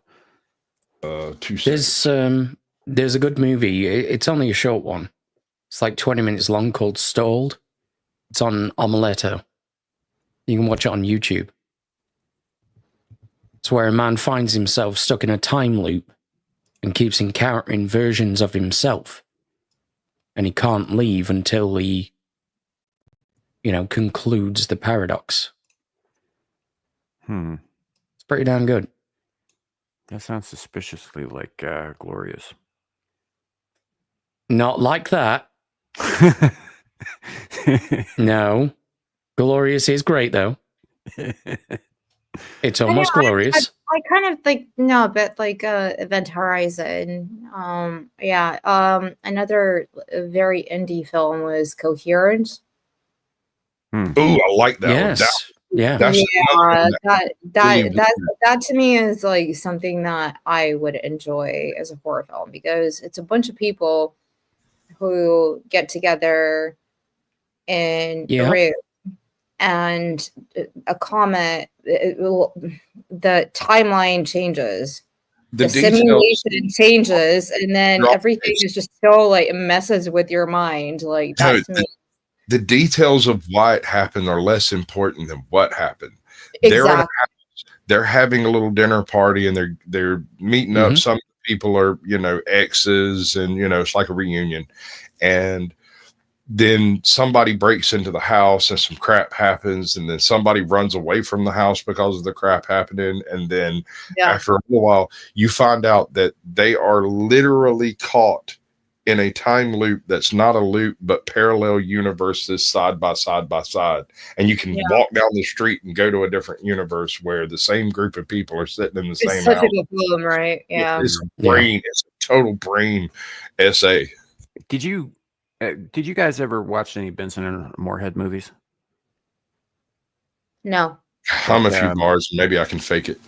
Well, they did one called, I think it was called Resolution. It's about a guy who goes to a remote cabin with his friend to try and get his friend sober from drugs, but they end up getting trapped there and having to relive stuff over and over again, which ties directly into another movie that they did called The Endless, which is about a couple of brothers who escaped from a UFO death cult decades ago, and then have discovered that those guys didn't actually die, so they go back, but none of them have aged a day or changed in any way, and they've just sort of been reliving this time loop over and over again. There's some really, really clever, subtle cosmic horror, right? You don't even really get that it is cosmic horror right away. You're just like, okay, so this is kind of an interesting premise. They've done a number of movies. They did one called Spring that, other than the ending, I actually really liked. I thought the ending was a bit of a cop out, but the movie itself was about a guy who illegally immigrates to Italy and falls in love with a local girl, but she is not like other girls. She occasionally mutates wildly. Sorry, occasionally mutates wildly. It's hard to explain. You really have to watch the movie. Have any of y'all watched Annihilation? Yes. Yeah. I actually read really the like book? that movie. Have you read the book? I haven't read any. Yeah, I have. Yeah. All right. Oh, you have? Okay. So the movie next to the book is trash because most of the book is largely cerebral, Mhm. right? It all happens inside your head and all that stuff. But the movie does what a movie has to do in that situation and just shows you a bunch of really wild, whacked out stuff. That's an interesting genre of horror that I don't think was very well handled by that, but could be heinous. The book is terrifying. Yeah. So in that kind of premise, there's also a book, and they made a film out of it, where a whole bunch of people, like Norwegians, go to this isolated place in this Russian town, and basically it's literally like Annihilation. They go into the town and everything's dead. This is like a dead mining town in Kamchatka. And they go in there and it's like everything messes with their head. It's about the psychology of the different characters and how they're seeing things and things are happening. And like they go into like a abandoned swimming pool, almost like Chernobyl, right? And they go in there and they're starting to see things and it's not real. Oh God, what was the name of that film? It's a Norwegian film. And it like the premise is when you have, there are places out there which are abandoned, which are in the most remote locations in the world, and how people used to live there, and then they go in there and these like mind beast monsters of theirs start coming out. That is good horror for me. That is something that like, you don't need a monster to go out on screen with xenomorph or whatever, but that kind of thing, yeah. Oh, I could see that. I would argue that the first Alien is also cosmic horror, but after that, not so much. But the idea, though, that I've seen a few Norwegian films, and honestly, I've liked most of the things that have come out of Norway in terms of like movie making, even the monsters. They did one called Ragnarok a few years ago. It was about a father and son on an expedition into a cave, and they encounter what basically is a really, really big snake that may be straight out of mythology. And you know, the snake was done with mostly CGI, and it wasn't very good CGI, but the script was so well written and the acting was tight enough that you almost didn't even notice how bad the CGI was, which was impressive. And I really enjoyed that one. I did see Troll, which I thought was actually a damn good movie. yeah. Did you thought it see was good. Nilbog? I don't think so. Troll 2 has nothing to do with Troll 1. Oh, no, not that Troll. This is a very recent movie called Troll. It's from Norway. This one with Zoe. Oh, this troll is the size of a fucking mountain. Yeah. Is it one where the chick's like accidentally controlling it or something? No, No. it's one where they are the daughter of a man who believes they exist accidentally. Oh yeah, puts they end one up with the baby troll head and the riding Yeah, around. yeah, with yeah, it. yeah, that Okay, I know what you're talking about. Thank you. Yeah, that movie was pretty good. I enjoyed it. It wasn't terrible. I was giggling maniacally by the time they had that baby skull on the Jeep there. I'm not gonna lie. Mm. I took Perspective. that image. This perspective went all out the window because you see them standing next to it 1 minute. It looks like it's a little bigger than a basketball. And they turn around and put it on the truck, and suddenly it's 2/3 the size of the fucking truck. Right. I mean, I give you that. But overall, the movie was pretty fucking solid. Plus, it provided me with this really great image with which to graft Greta Thunberg's head onto. Right. And in a meme I made a couple of years ago. Mhm. Greta Thunberg. You know, it was the How scene where the dare troll's you. like swiping at the fucking helicopter like it's King Kong or some shit. Yeah. So, but How Nice. dare you? Right? those movies were pretty good. I mean, they were obviously based quite a bit on local folklore, Yeah. but they were solidly written, and I think the filmed pretty well and all that. I enjoyed them. I thought some of the Yeah. stuff coming out of Scandinavia is pretty solid. Yeah, And- like we had recently the remake of Speak No Evil, Hmm, which was a Danish film. yeah. And again, a really good psychological horror where a family goes and spends time with a different family, and then shit happens, and Sure. just like but they decided to remake it in all their glory in Hollywood with what's his face, Abe, help me out, Oh yeah, Scott. what's his face? Yeah, I know him. Yeah, That guy. no, you know, he's quite a prolific dude. He was also Yeah. in that other movie. You know what I'm talking about?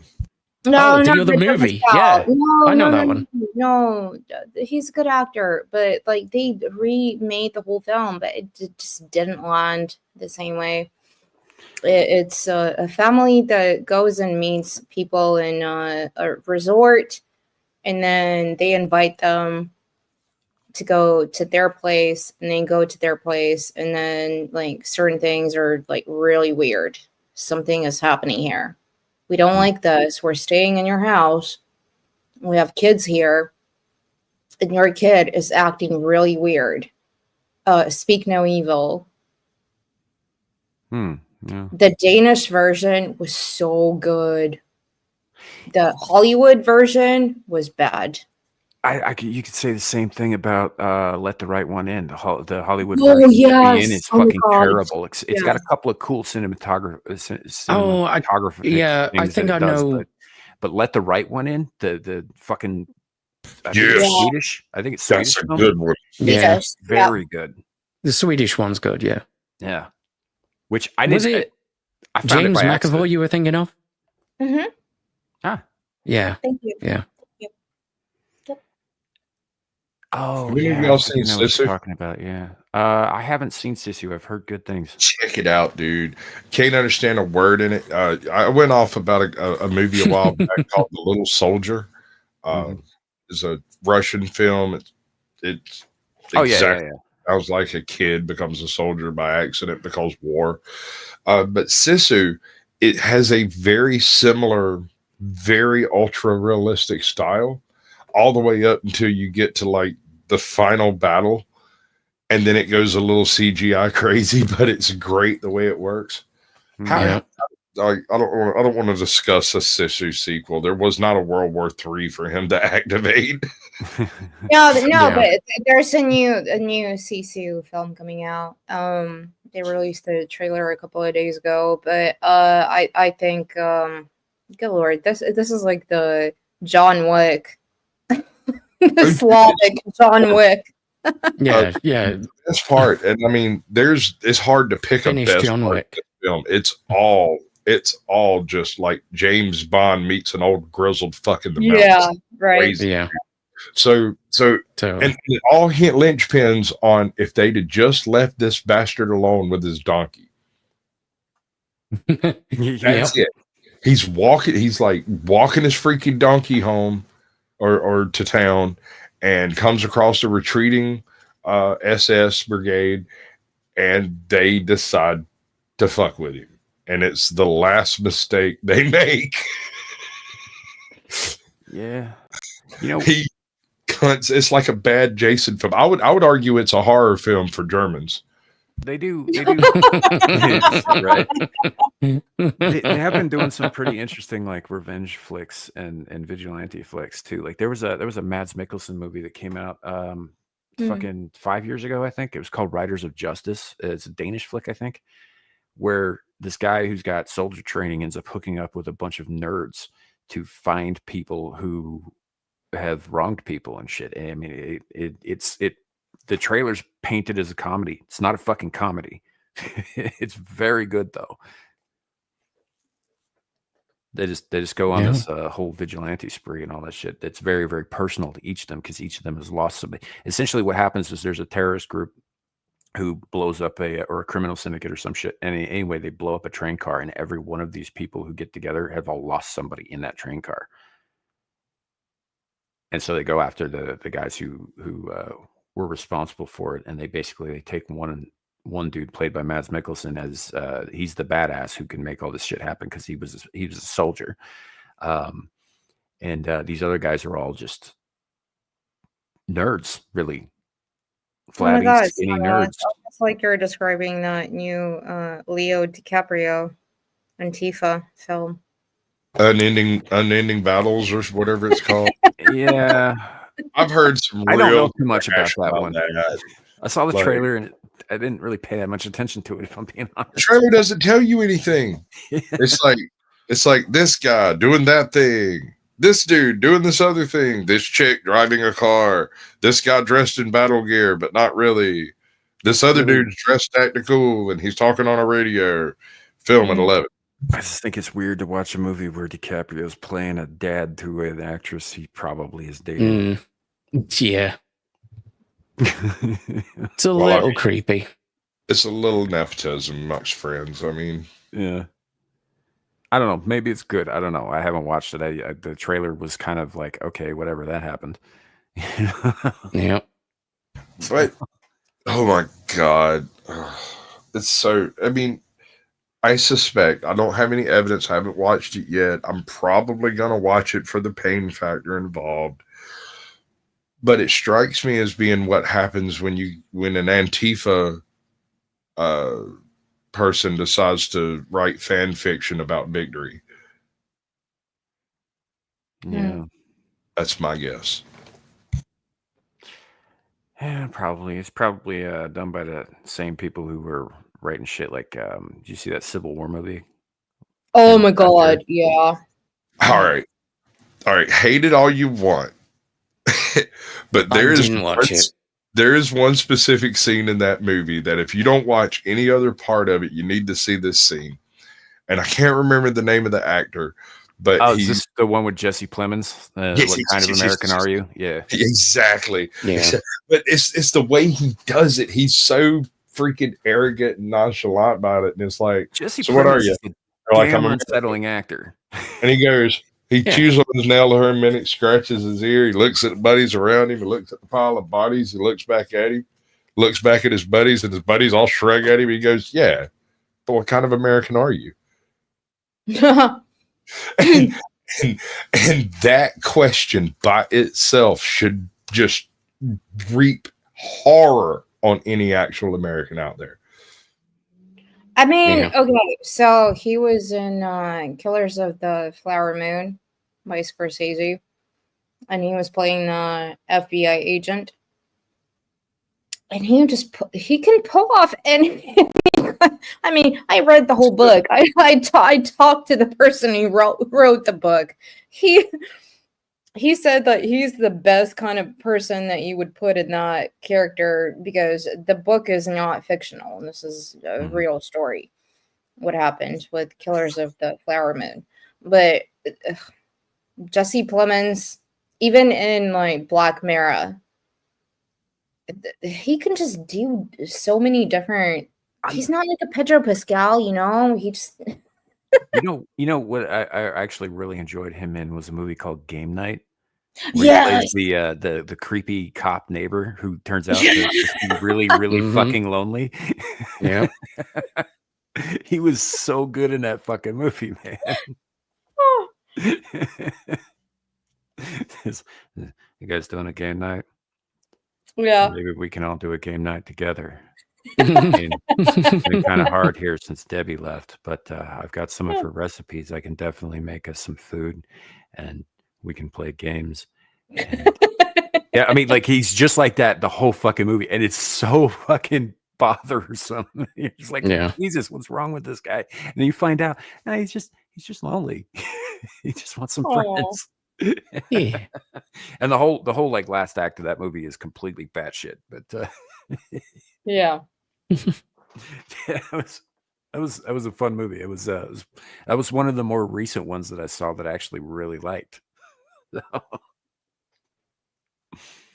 Yeah. Yeah, Jason Bateman is a little bit of a also like he's such a good actor, but he Mhm. opened his mouth a couple of times in the last couple of weeks.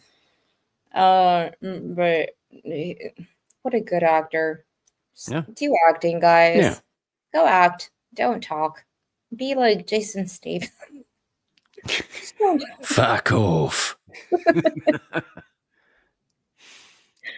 Oh, that's the whole thing. That's I a miss- whole thing. I miss good entertainment, and the only place you're gonna find good entertainment now is usually in these shitty movies, this shitty independent movie sphere. You know, which is it doesn't bother me any because I've been watching shitty independent movies since I was a kid. But for a lot of people, that's a hard transition.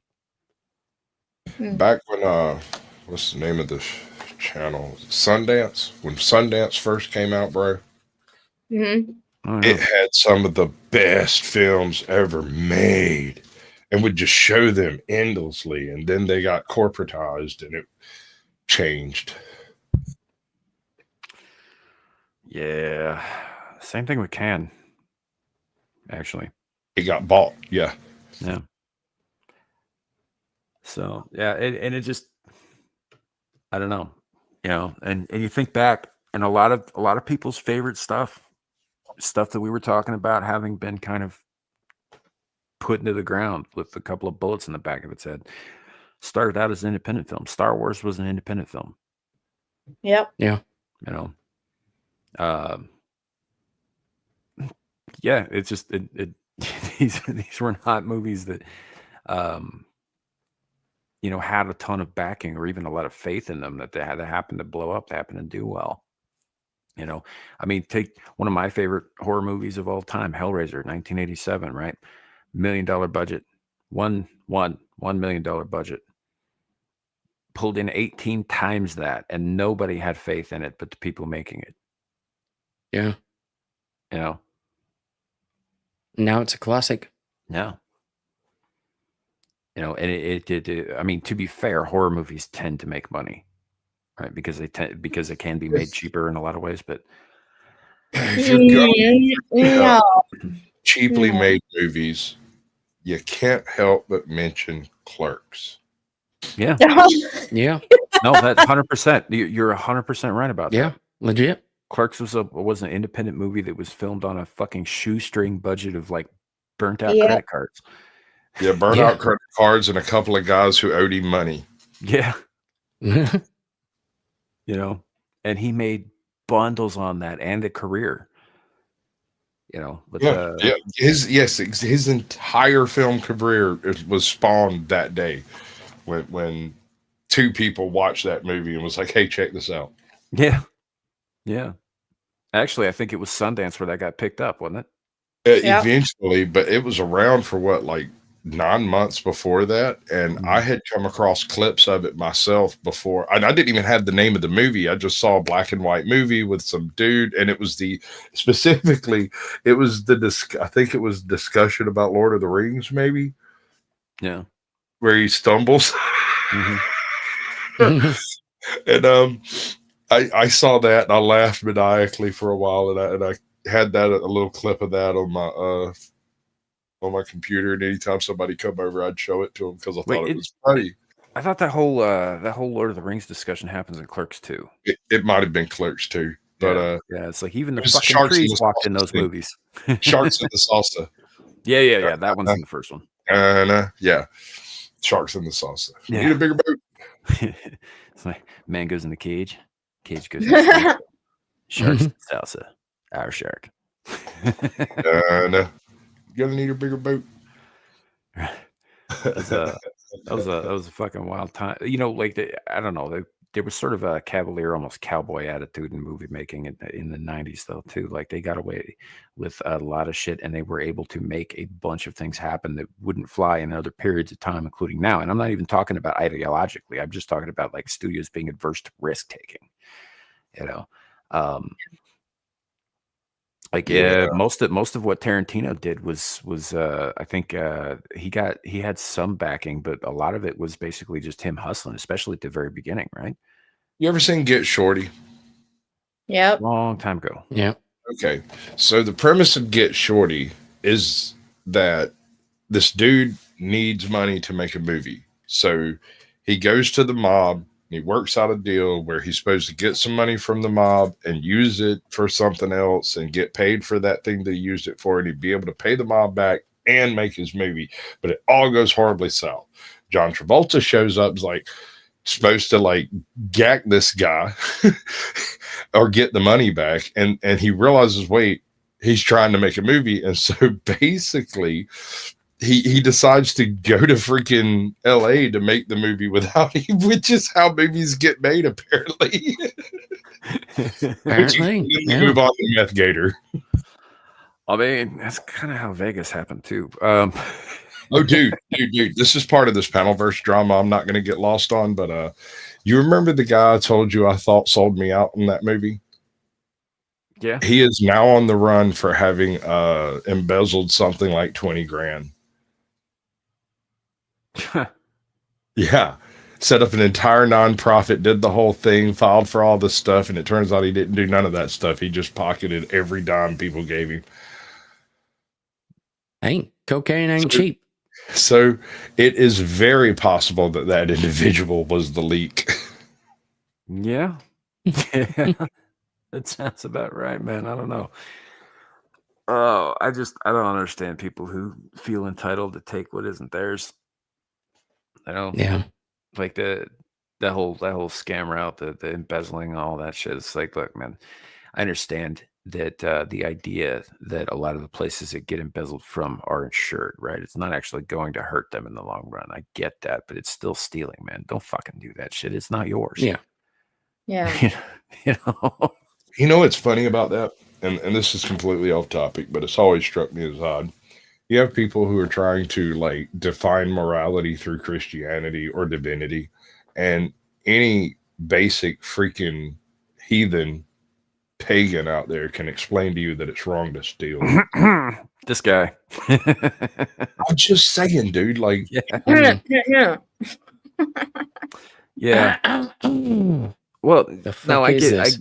I get what you're saying. I also kind of get what they're saying a little bit about how you can't even define morality without a higher power, except I sort of don't get it because lots of people have.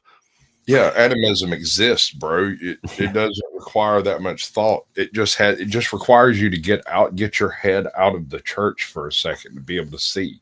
Yeah, but I mean, even beyond the idea, the concept of sin is a thing, right? If you look at just basics, like basic things, like don't kill, don't steal, those basic things. The reasons for those don't kill, don't steal rules is because more of us together equals higher chance of more of us surviving, and in order to make that work, we all kind of got to get along, right? And you're not really going to get along with somebody who's stealing and killing. I'll put it this way. I'm slightly right of Genghis Khan. I say we should all do what I say. Oh, I know. But if we're not going to do that, we're going to have to work this voting thing out and make sure it's fair. I have my days, man, where I feel very much like Havelock Veterinary. One man, one vote. It's a I'm fair the man, system. so I get the vote. I mean, that moral appeal to power, though, that just goes back to Hobbes and Locke. Sure. And it's such an old, at this point, I think, pointless argument. I don't even have a problem with people who actually believe that morality comes from a higher power, like because they're told this by something outside of us. I don't have a problem with that, so long as they let me go along with how I think, which is slightly different. Which is, They don't. ironically, I end Locke's up position.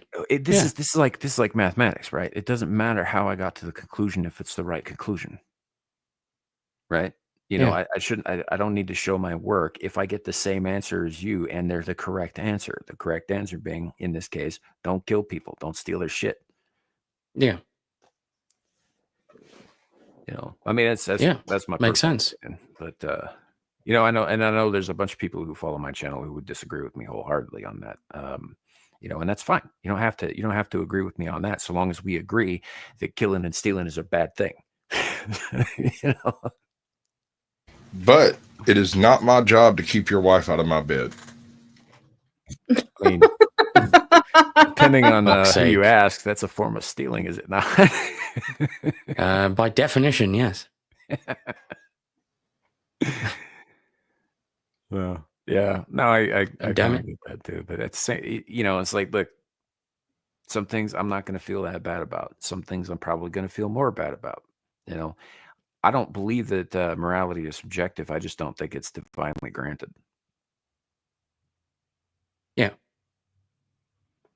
I agree. Because at the end of the day, the only morality we can live by is that which we can compose here on Earth right now. Doesn't really Yeah. matter what the source is. Almost all of that, when it comes to either morality or legality, or engaged through force or the threat of force. Duty Bug's saying you're going to get the rocks. No, dude, you know my opinion on the whole second coming, right? I think we've It's- discussed it. So Yeah.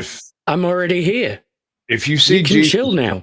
if you see Jesus coming, duck, because he said he was without sin, cast the first stone. That motherfucker's gonna be throwing rocks at y'all. Oh yeah. Oh yeah.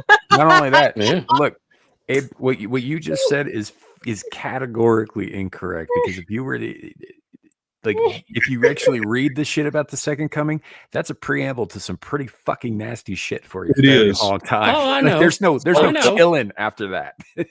Throwing know. rocks is the least of your worries if you've gotten to that No, point. you see, this is the preamble. This is the chilling period. Wait till I get pissed off. Yeah. Oh yeah. It's what is it, 7 or 11 years of peace before the tribulations. Yeah, it's funny. You will know him by Hell his work, yeah, where son. He wears a green mask to hide his face. Yes. So is anybody looking forward to the Nicolas Cage film where he plays Jesus? I didn't know he was doing that, but it doesn't. Yeah, surprise me that he obviously. is. What? I'm excited suddenly. Like, I wasn't even aroused until you said that. It's like Passion of the Nick. Is that what we're calling it? Sasquatch was only half chub up until then. Holy Yeah. shit. I was totally half-masted. Suddenly, I'm going to have to adjust myself. Hey, I'll probably I will probably watch that. The last few Nicolas Cage movies I saw, I really liked quite a bit, particularly The Unbearable Weight of Massive Talent. I love that fucking movie. Oh, It yeah. was so much fun. It was actually quite good, yeah. I even really liked his version of The Color Out of Space, despite the fucking fact that it Oh. wasn't that good. Yeah. Yeah. Yeah, but I mean, I'm going to defend Nick Cage on this one. How the fuck do you make that movie in the first place? And who do you cast? And how do you do it? Oh, I I think know, Nick but Cage he was was perfectly supposed cast. to be Superman, right? Long time ago. Yeah. They put him in the Mhm. outfit and they filmed a couple of shots, but that was it. No, go for him. Yeah. But I have an appreciation for Nick Cage that I did not have in my youth. In my youth, I had the same impression of him that a lot of people talk about Keanu Reeves, except that, you know, when people talk about Keanu Reeves, they can't stop stop gushing about what a nice guy he is in reality. The fact is his acting range is not that wide. It really isn't. No, He's Keanu a Reeves. fairly predictable, fairly Yeah. wooden actor. Like you look from like Point Right. Break to all his other romantic You know, comedy things like, and he's- action. He in Matrix. He Yeah, just is the anytime same he guy. tries to do an accent is horrendous, but that doesn't mean the bad. movies aren't good. So bad. I just, there's a whole reason I like the concept of AI is I finally get to see Nicolas Cage in Harry Potter as Dumbledore. Yeah. You know, like fucking No, if you Nicolas could- Cage as everyone in everything. Well, sure. I mean, that would be hilarious. But at the You know, same but time, that- Keanu Reeves as Superman. That's what I'm saying, man. So I used to have that same opinion of Nick Cage. Is Nick Cage is always playing Nick Cage. The thing is I did not give enough credit to the fact that Nick Cage is an extremely entertaining person. Just by Yeah. himself. Yeah, You know, so he's pretty yeah. legit. Like I said, as I grow older, I have a much greater appreciation for Nick Cage and his movies than I once did. Yeah. I used to hate him. Like Con Air, everybody raves about Con Air. I hated his performance in that movie.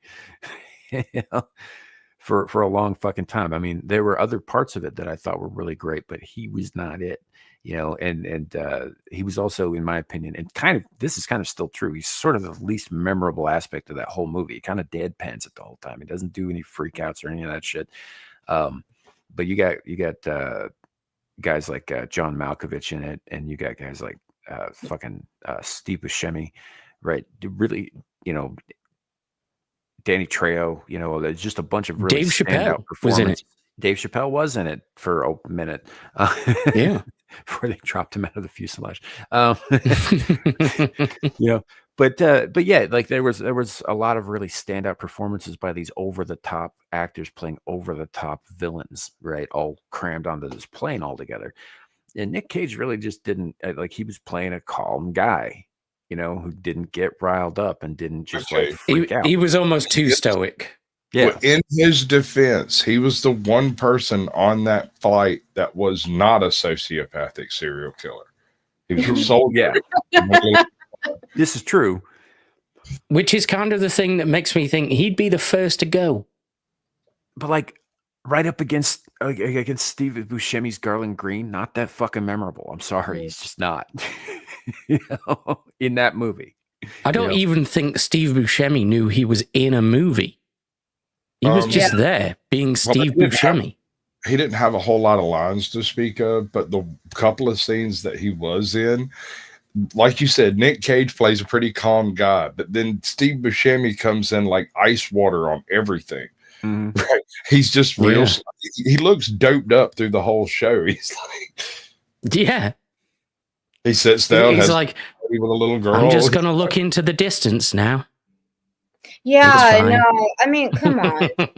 Buscemi, I will always, I mean, back in the day, yeah, sure, he was in different things, but his most standout role was Boardwalk Empire as Nucky. Is that his best role, Steve Buscemi? Yeah, he was so good in that. Back at the beginning of his career, he played in a movie with Mickey Rourke called The Last Outlaw, where he played a happy-go-lucky dude who kind of accidentally hooks up with an outlaw gang.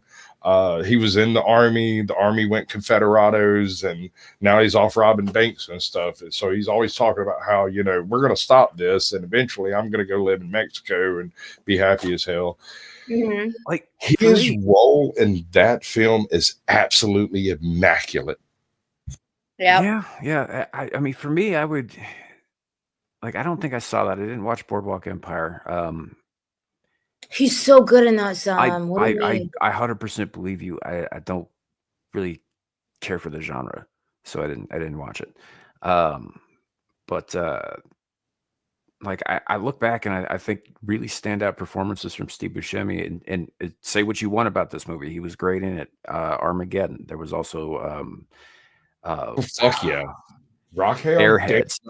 Him and Airheads was fucking fantastic. That's another one. Yeah, you know. I'm gonna say it. Go ahead. Things to Do in Denver When You're Dead. He was in that too. he murders everybody in it.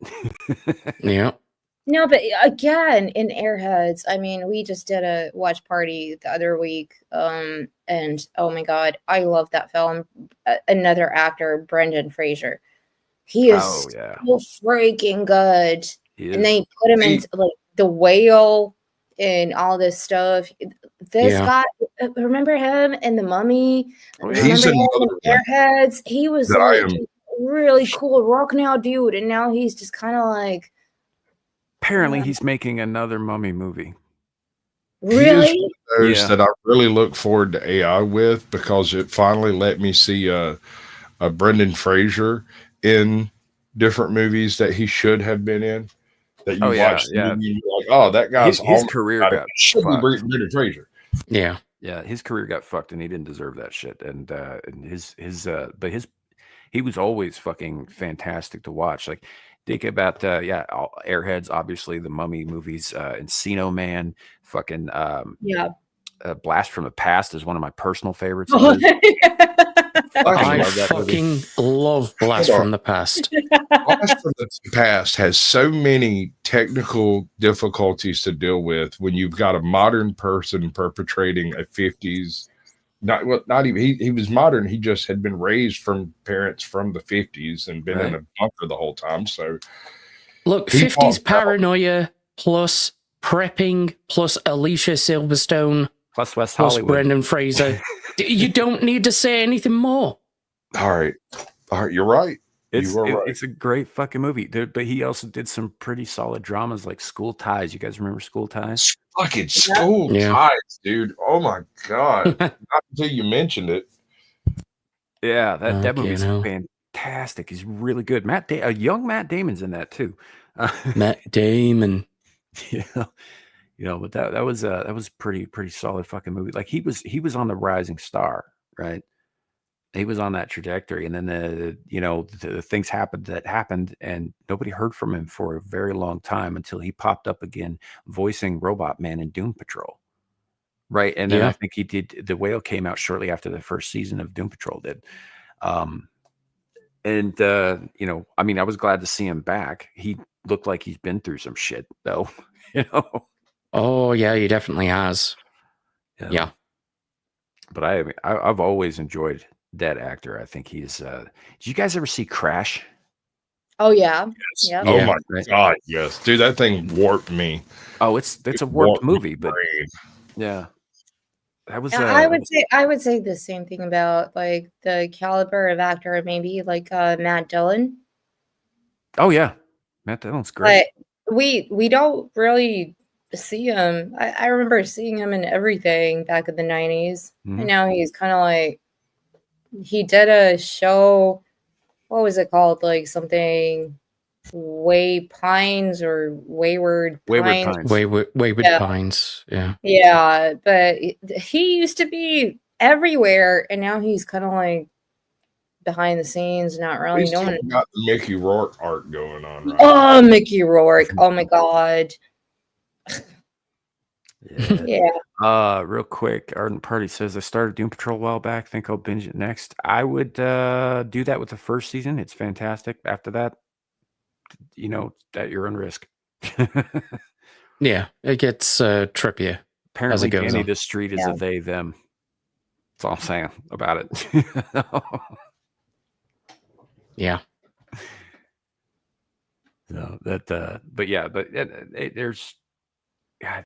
were a number of people who were on the rise during the 90s that we all knew back then as rising stars who either didn't survive the 90s or their careers just derailed somewhere. Like they pissed the wrong person off, or they said the wrong thing or whatever, and they're just not in the sphere anymore. They're not making entertainment anymore. There are a few exceptions like Brendan Fraser, who is coming back, but a lot of them just kind of dropped off, and of course some of them died. I mean, River Phoenix comes to mind. Yeah, but Yeah. I mean, yeah, but That's fucking- that was the 90s. Mhm. That was a different thing. The Viper Room and all that stuff. Yeah. No, there's a certain like class of actors. Just like with the what's his name from the Blues Brothers. Oh, John Belushi. Yes, and his brother. Remember when he did the K9 film? Yes. Man, that was great. Yeah, that was such a good film. But we don't hear about him anymore. We don't know Yeah, what's Jim. happened. He's just Jim like Belushi. again. Jim Belushi. He kind of fell off around the time he did Rules for Dating My Daughter, right? That was like the last Yeah. thing he did. Or Yeah. eight simple rules or whatever the fuck it was called. I always like and I'm not a huge fan of Tom Hanks. I mean, I like a lot of his movies, but he's good. Don't misunderstand me. But Turner and Hooch. Was such a good film, though. Turner and Hooch is good. Turner and Hooch. Yeah. It's great. I used to get that and K9 mixed up when I was a kid. Yeah, I mean, it's because the concepts behind them are very similar in that it's a man without a dog dealing with a dog. Because if Yeah. you've never had a dog, there's you don't have the language to be able to speak to the dog until after you've experienced one for a while. And so it's all a huge mystery until you realize what that look means, why the dog's doing that, what that growl means, what that whine means, all that stuff. Yeah. Art and Party. Yeah, Yeah. you're right. It's according to Jim, or rules according to Jim, or some shit like that. Yeah. 8 Simple Rules. You're right. That was John Ritter. I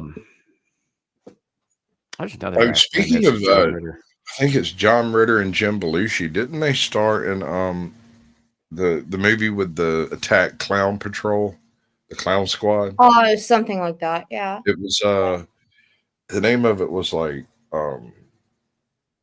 God, I never can remember the name. And it's such a good film. It's so stupid, so silly. It's another one of those films where, like, when you see in Men in Black, you see Jay go and pick up the tabloids and say it's the best. Another one. Okay, Men in Black. Okay, do you guys remember when they came out?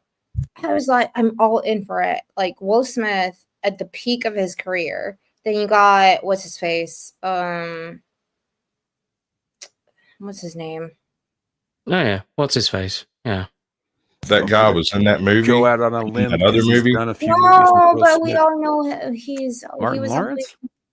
no, the one who was at the K in Men in Black. Oh yeah. DJ Yeah. Jazzy Jeff, bruh. Not DJ Jazzy Jeff. We're talking yeah, about Tommy Lee Jones. Tommy Lee Jones. Yes, thank you, Tommy Lee Jones. He was in so many good films, and now we don't even hear about him anymore. He's just like gone. I think he But he retired, retired, didn't he? Yeah, Yeah. I think MIB3 was one of his last films. Yeah, that was a shit film, but he was just in so many other like good films. And then like what is going on? Like even like with Chuck Norris. Okay. I mean, we got Stallone is still going strong with Tulsa King for Amazon. Hmm. You know, doing that kind of shit. He's doing a We couple got of independent movies on the side. Kurt Yeah. Russell doing certain shitty stuff. Chuck Norris is still busy beating motherfuckers up. You know what I found a very pleasant movie concerning an older actor.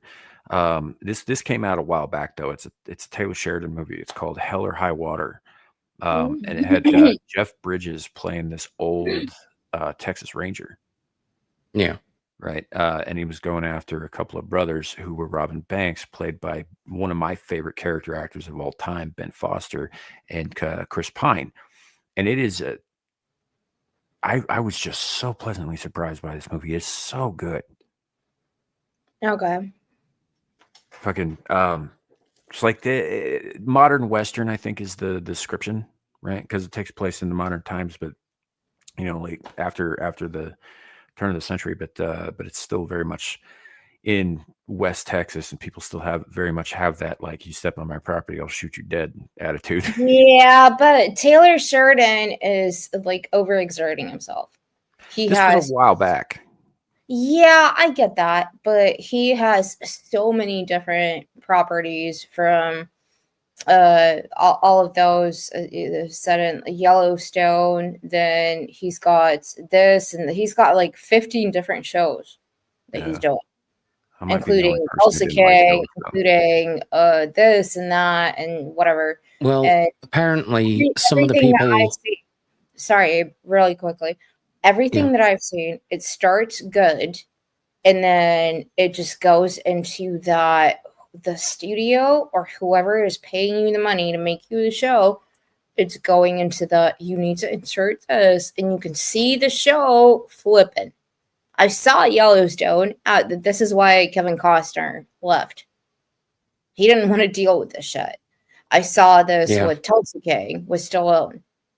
Stallone did not like the way that they were doing, like trying to engage the audience with some bullshit. Yeah. And Taylor Sheridan is doing this in every single show he is producing. Yeah, first that's he all I was only- going to say. Really, is that there's been multiple actors that have left Yellowstone precisely because they don't want to work with Taylor Sheridan anymore. Yep. Am I the only one who didn't really like Yellowstone to begin with? So I wasn't a huge fan of Yellowstone, but the prequel series that came out later was awesome. It's like 1885 or some shit. 1883. Yeah. Oh, Yeah. oh my god. That was it was woke as hell. Everything in it was, girl boss, big girl, huge, taking over everything. The throughput though was so well developed. She wasn't super special because she was a badass or super tough or could beat up grown men. She was very beautiful. She was very opinionated. And those two things are usually a recipe for disaster in a movie.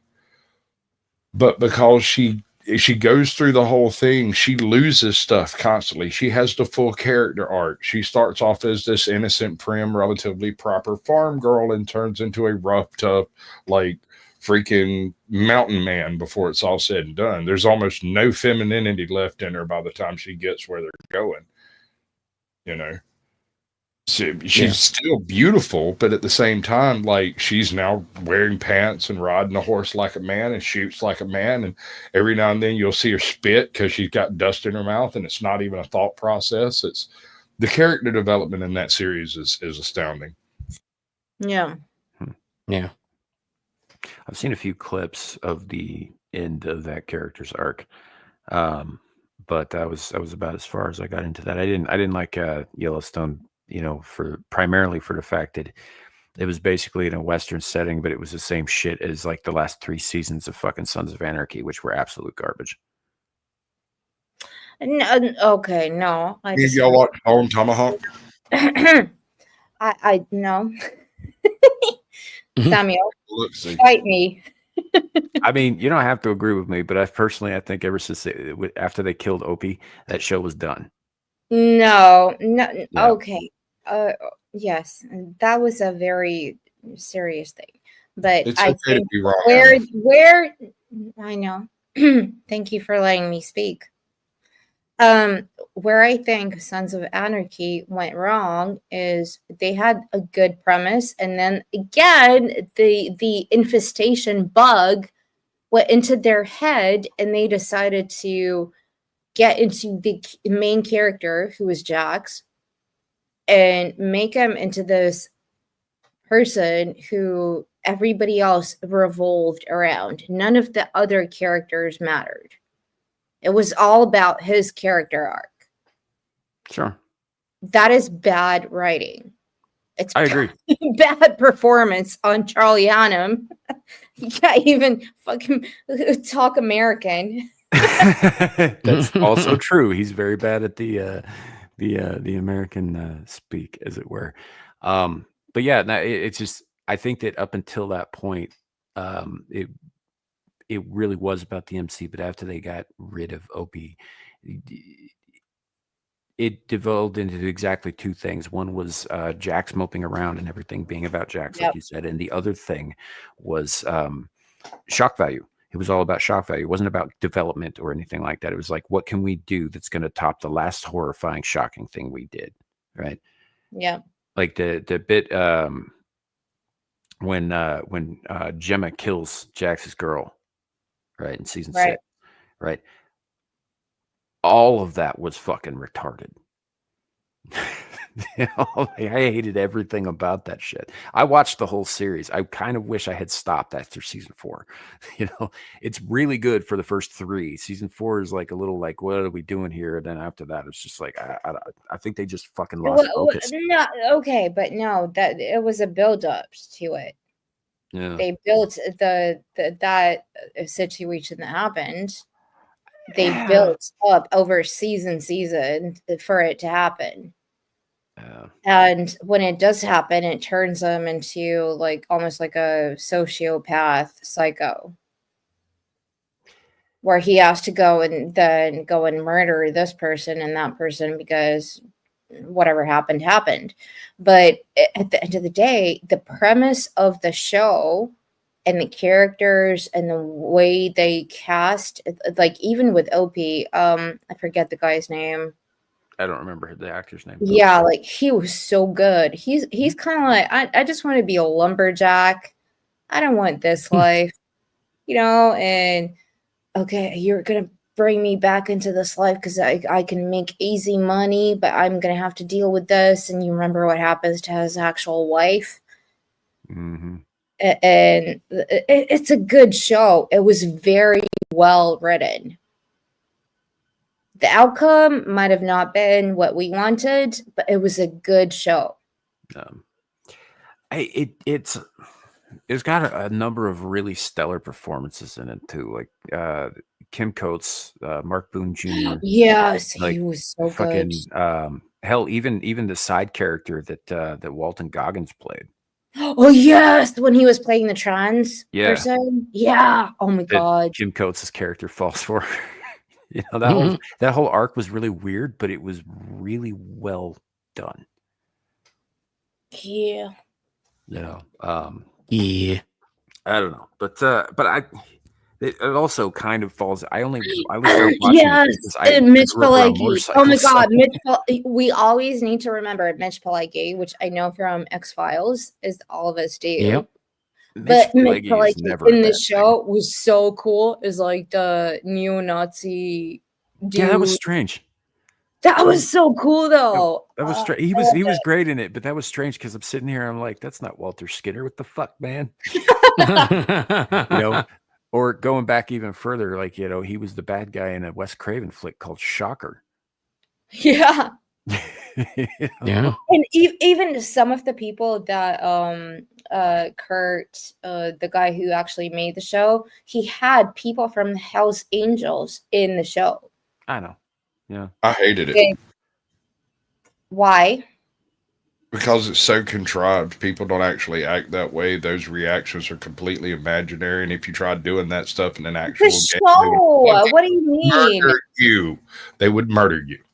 They would murder you, bury you in the desert, and you'd You never don't be heard. need- None It's of a that. show. What are you talking about? Sure. You don't I want mean- people to murder you. I'll be perfectly honest. Aside from the trappings, like there's very little based on reality in this show. Right. I mean, I tried to watch it, and it was like, God, try harder, bro. But that's not Right. why I started watching. I started watching it because I grew up around motorcycles. That's it. That's the whole reason. Oh I my even picked it up. god. What are you talking about, Squatch? Something that you don't agree with, I guess. No, Go what do you mean? Like you want actual like reality, like real life? No, not what I said. I just said what's that saying that comes from a Family Guy? It insists on itself. It's a show. You're supposed to entertain people. I didn't find it entertaining. Well, boo-hoo. How many You're bikers crazy. do you know? How many bikers do you know, Anna? You know what? You don't want to ask me that question because I can answer that. Fine, I Everybody- won't ask you any No. questions ever again. That's how Yeah. that'll play. Thank you. Oh, Jesus. For fuck's sake. I mean, yeah, I don't know. This is a show. It happened. Some of it was really, really good, in my opinion. I did enjoy it. But yeah, I mean, I grew up around bikers. My dad is a biker. He was involved with the Hells Angels. He was involved with the SOA. Not directly a member, but just sort of a fucking go between and all that stuff. Like this was a huge part of my childhood when I was younger. And so I agree with Sasquatch. It's not remotely like it really is. I've been in that world, but It's not supposed to be, Samuel. I'm not finished with my sentence, Anna. Sorry. I also agree with you. It's an entertaining show. For the most I part. mean, I guess maybe. I mean, like I said, it loses me after season 4, but I mean, if I liked the actors more, I might have been more interested. But it just somehow missed me completely. And I've watched a significant portion of it. My wife loved it. And anytime I went in to go talk to her, that's what we were watching. So it's not that I haven't seen enough of it. It's not that I haven't experienced enough of it. I just don't know. I don't like the premise. I don't like the premise of universe it what are you created. talking about, Squatch? What is the premise you don't like? Well, first of all, I'm not a huge fan of the main actors in it. I love a lot of the supporting actors, like the bald guy, the chubby guy. I don't know their names, but I don't know Pretty sure those are their names. It might be. But I loved them in those roles, and I would go in and watch tidbits, and I enjoyed Oh, tidbits goodness. of it. But then it would go back to the main story, and I'd be like, all right, that's enough of that. I should correct something. I just realized that I said my dad was involved with the SOA. The SOA is the fictional fucking motorcycle club. I meant the SOS.